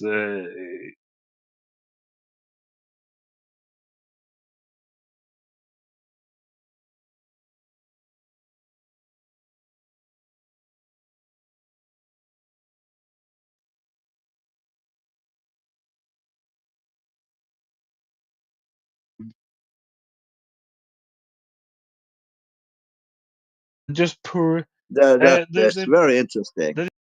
they just in the model they just pour as much fresh water onto the North Atlantic as you would need in order to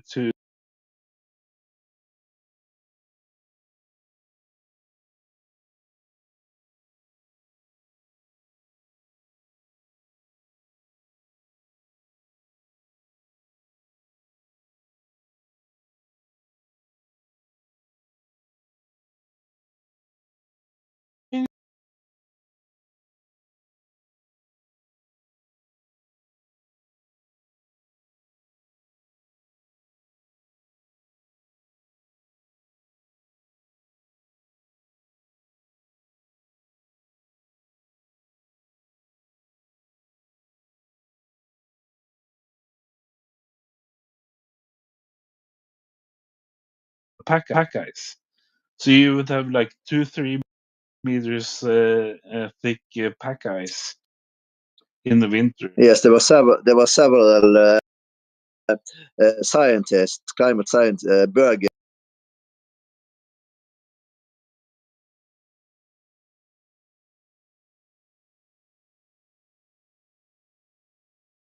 Because it's totally insane. It would never happen because we have something Absolutely. called weather. We have something called heat transferring from in the air from south to the real world. These are computer geeks. It's like you have a kid 12 years old who pushes some buttons on his computer and says, "We all have to stop doing what we do because I pushed the button on my computer." Right? It's just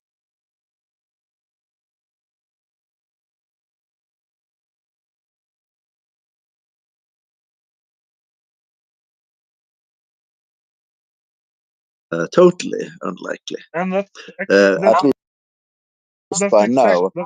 exactly what the actual scientists in Norway do say. They are based in Bergen. Yes. You have 2 or 3 different university level institutions, and they all say that this is complete.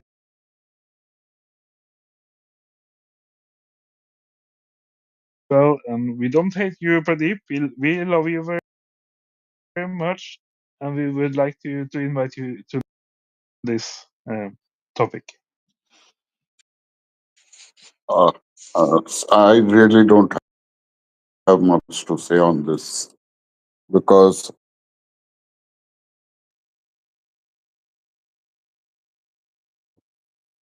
I don't have more knowledge than you all in this matter. I just, there's nothing to say. I would just say that Is true or false, or but overall, what we see, temperatures are rising, and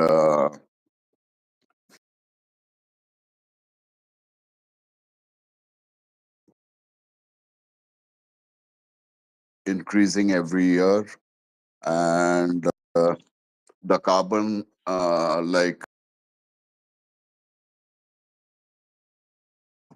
which is absolutely historic. And I mean, I did a lot of research recently for an interview. I was interviewed recently here in Odisha. So I did some reading on this carbon budget.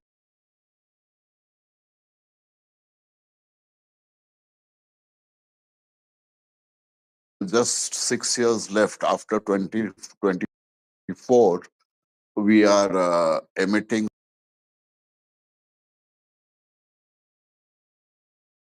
and at this rate, and it's a rising rate. At this rising rate, there is 6 more years of carbon budget left. And when we hit that end point, another 250 giga.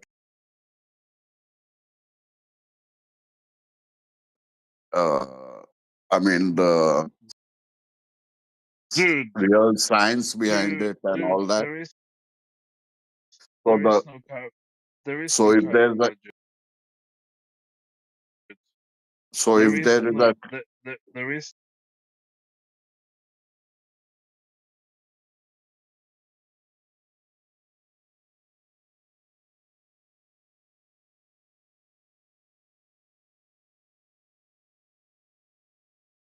the wrong way.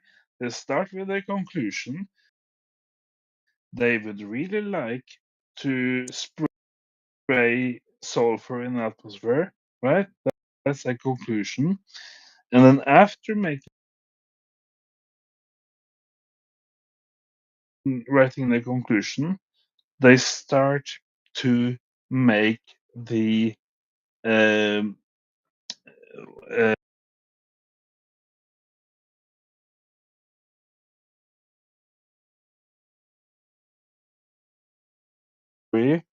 about the Gulf Stream collapsing, which is completely unlikely, and everybody who is not bought off and paid by them will say, "Ah, no, this couldn't. It is absolutely."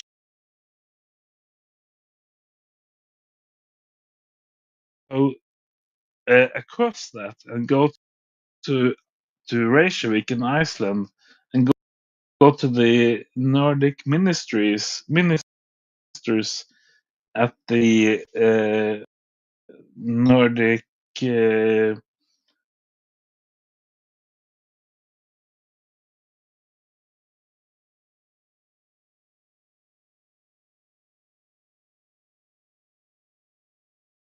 from Germany and Holland.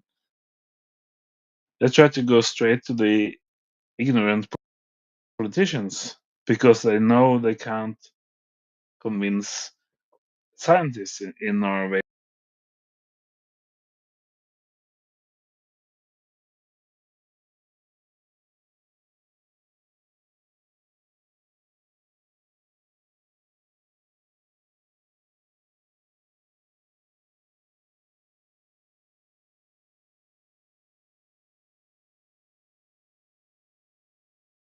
Of it, right? But they have placed an order on the Germans and the Dutch scientists, quote unquote. How much money do you need to do that? Because we want you to do it. Absolutely.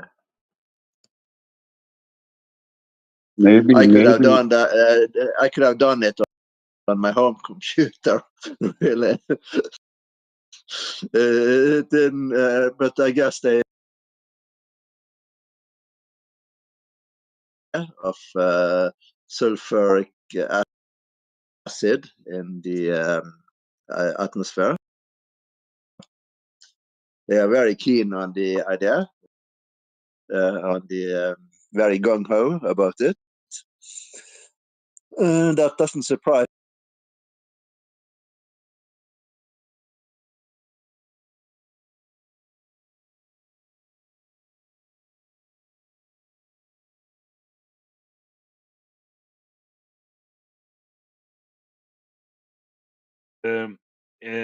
Climate movement being okay, the biggest in the world, but it's also bloated. It's also exaggerated. It's also a lot of people who don't really believe it.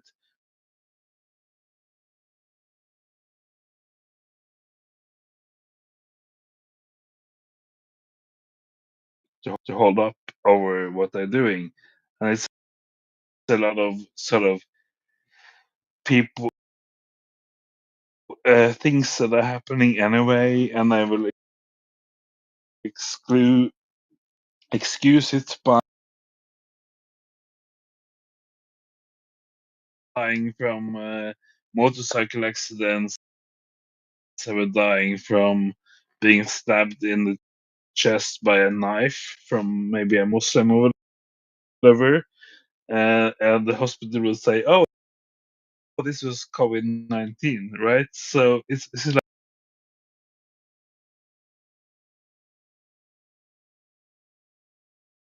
the sad thing is that scientists are only human beings. So if they are being paid, in some cases, at least in America, I heard they were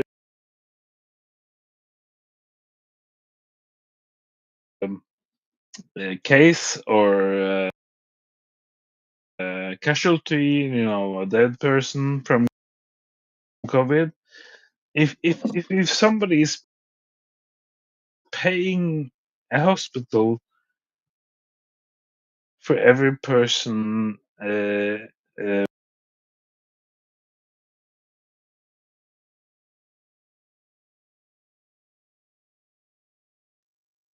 people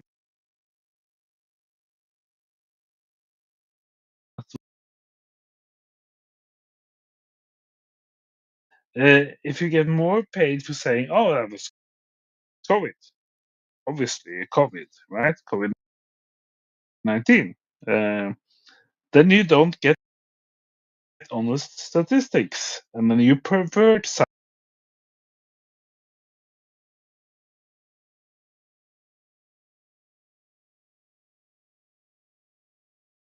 services. People will be people. People will be dishonest. People will be liars, right? Yes, but the people ruling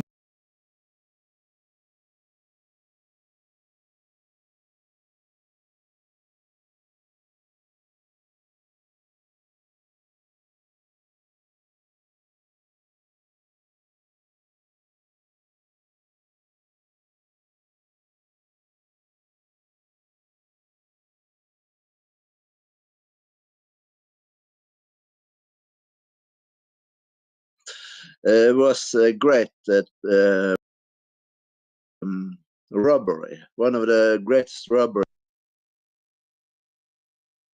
in the world, except for what is going on right now with the war.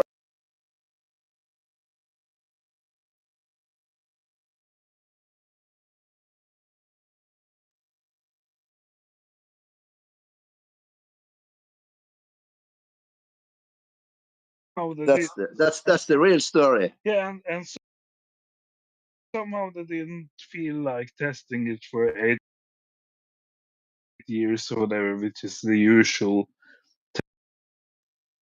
testing period before you are allowed to sell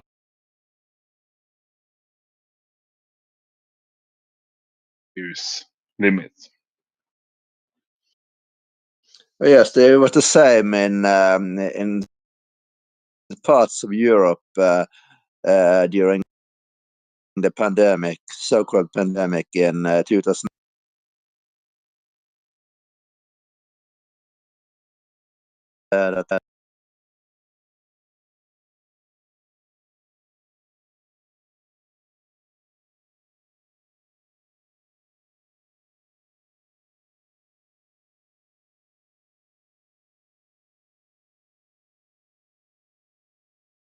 But they did it anyway because they had a lot of stocks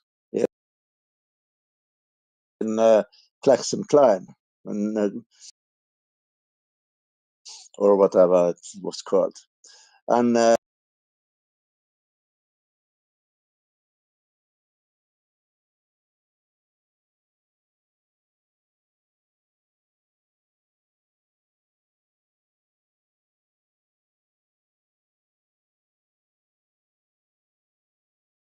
by the billions from saying yes instead of no.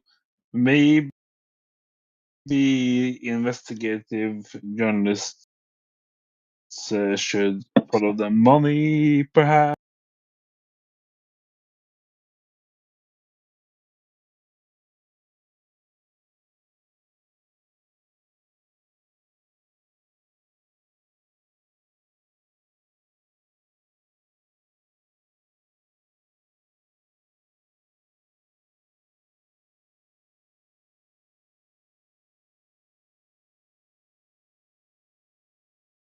that aside, most of it just went right in the pockets of the arms industry. I heard that's the same thing all across Eastern Europe or East and South,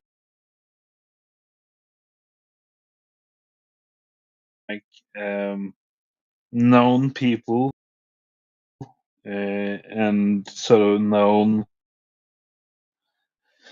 milieus of people who seem to spend a lot of money, have nice cars, and very nice apartments.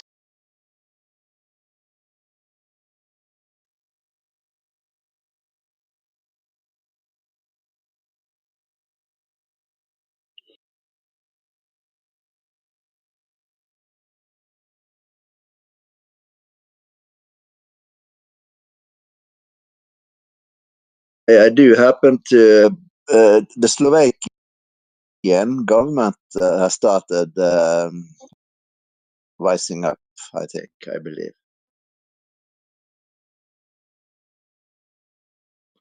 Slovakia.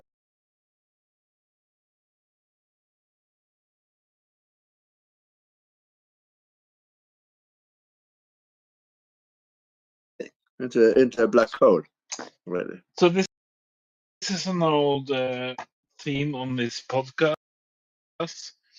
In Romania, Georgescu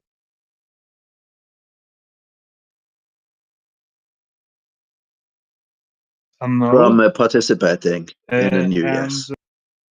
Here in April, they had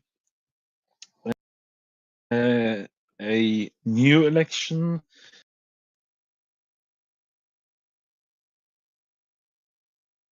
The election now, and the second election round is the 18th of May, right? Where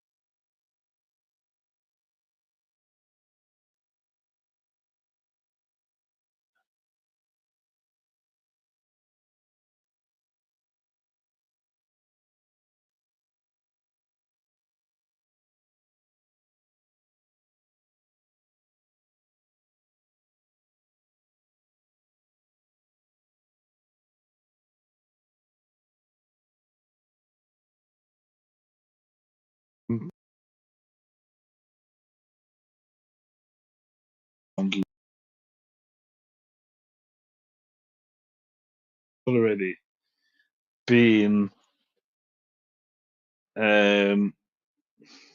what do you say?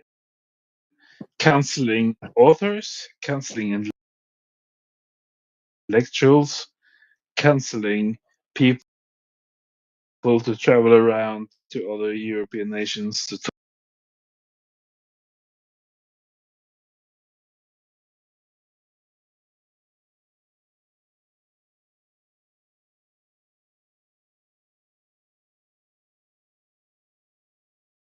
This individual of being a fascist, right? So ironically, at the same time, the EU is actually being fascist when they say to talk about what he's found out, what he has exposed, what he has developed, right? No, they had to take. They had to accept Francesca Albanese.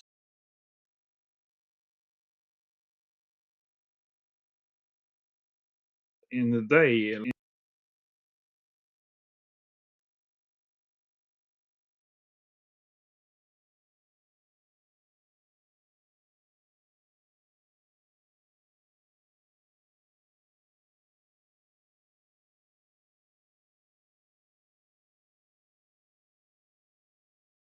Amsterdam, to come to Amsterdam to speak at some kind of anti-EU demonstration, and because he was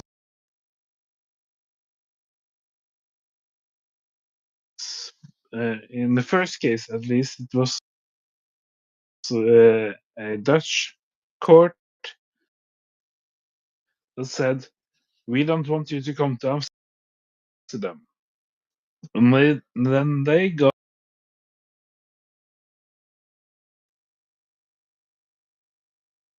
to Amsterdam, and you can go to any other Schengen country.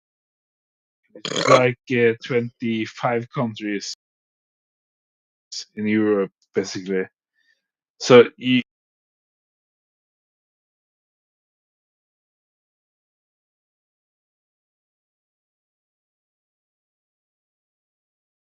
for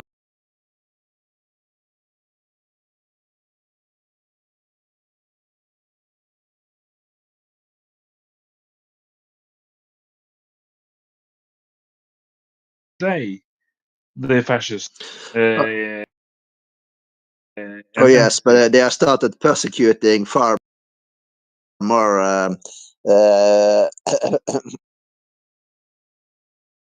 far more reliable people since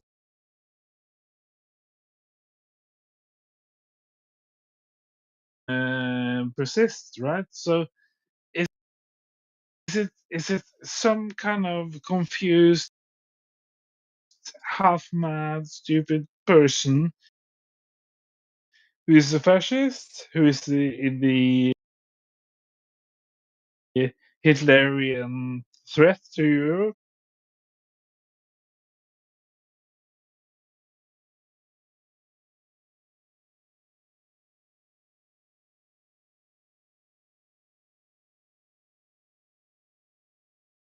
Alien to me, right?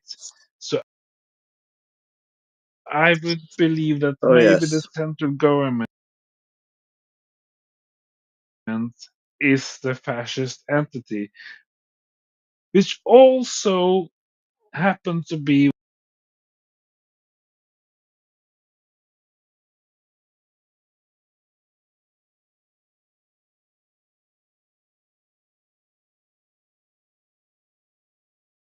speech at all, which you don't seem to do to want. Maybe we won't defend you if you're attacked. Let's say China and Russia attacks Europe.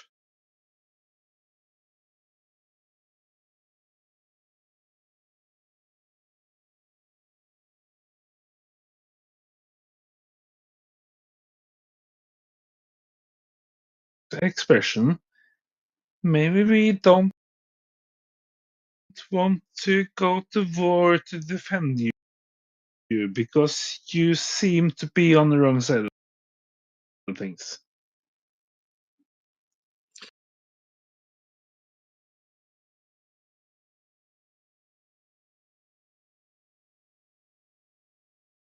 They are pretty much the same.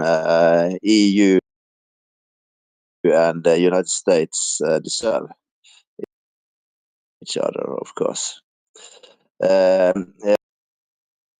Richie Medhurst, by the way, a British journalist. He hasn't been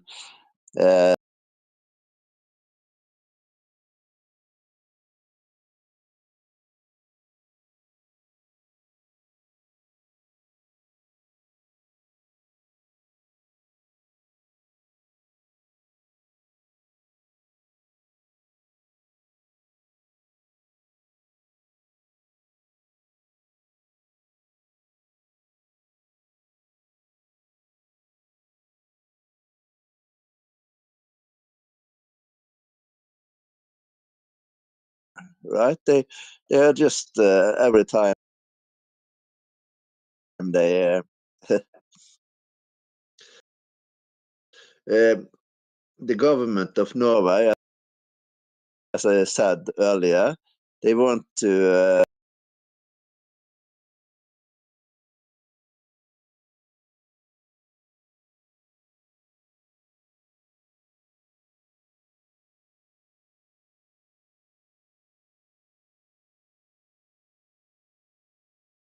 more bullshit. We are surrounded with dangerous bullshit. Obvious No, obvious bullshit, I would say. Pradeep,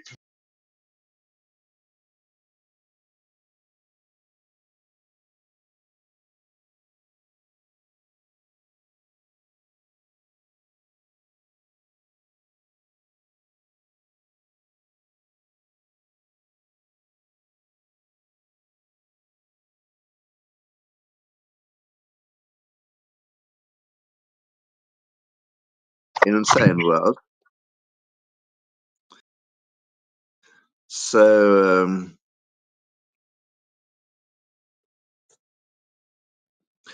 and it expresses itself it's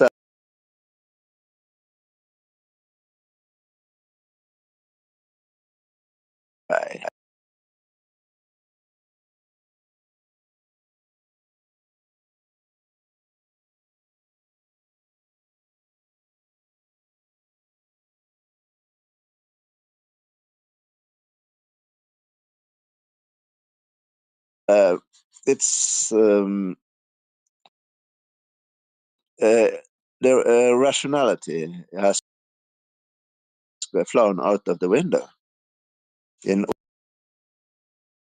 all cases, and you shouldn't know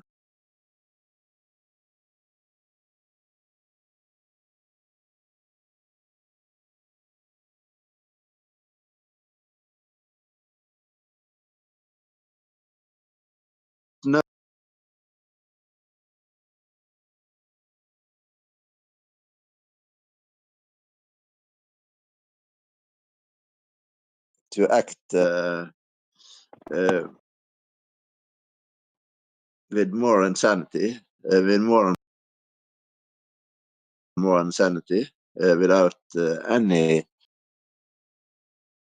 thought of how it was, where this leads.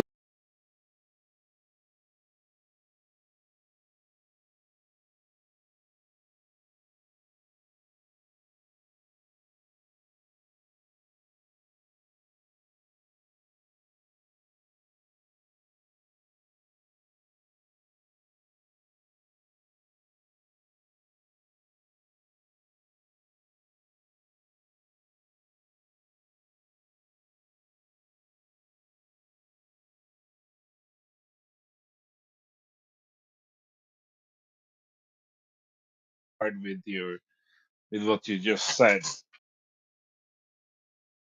It's like the only thing I expect from the government, from whoever is in charge, is like at least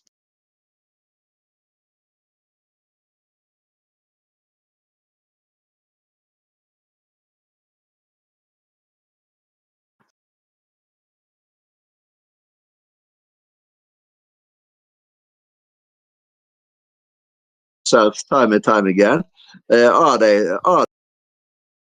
such idiots, yeah, or are they just playing yeah. playing idiots? So it's like But they are both, really. it kind of becomes a spiritual thing. It's like should we even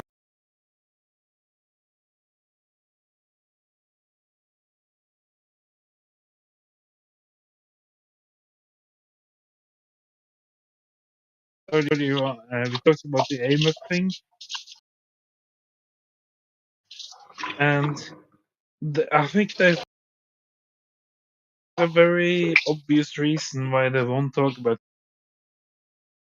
Greenland. You know, why Greenland is kind of off the table, and they even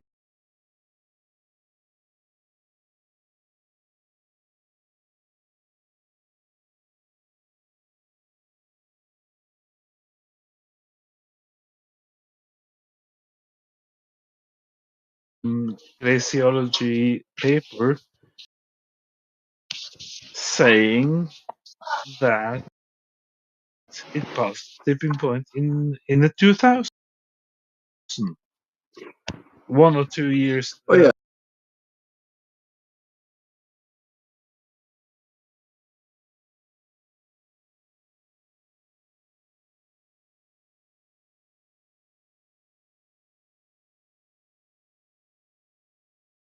right?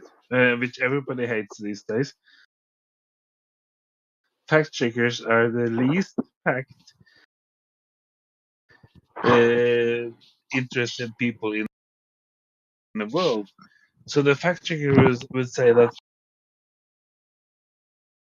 now, is this really a tipping point?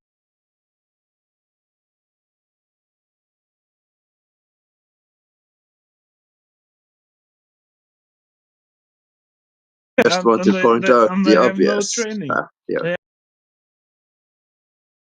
Absolutely no training. You can start if I meet you on the street today, and I say, "Do you have a job?" No. Do you want to work as a fact checker? Yes. You can start.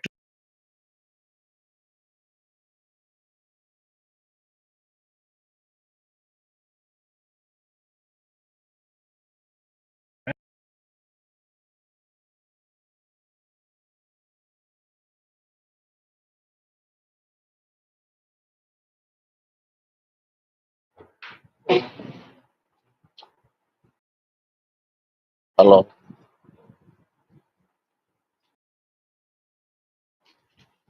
Hello, come in, Pradeep.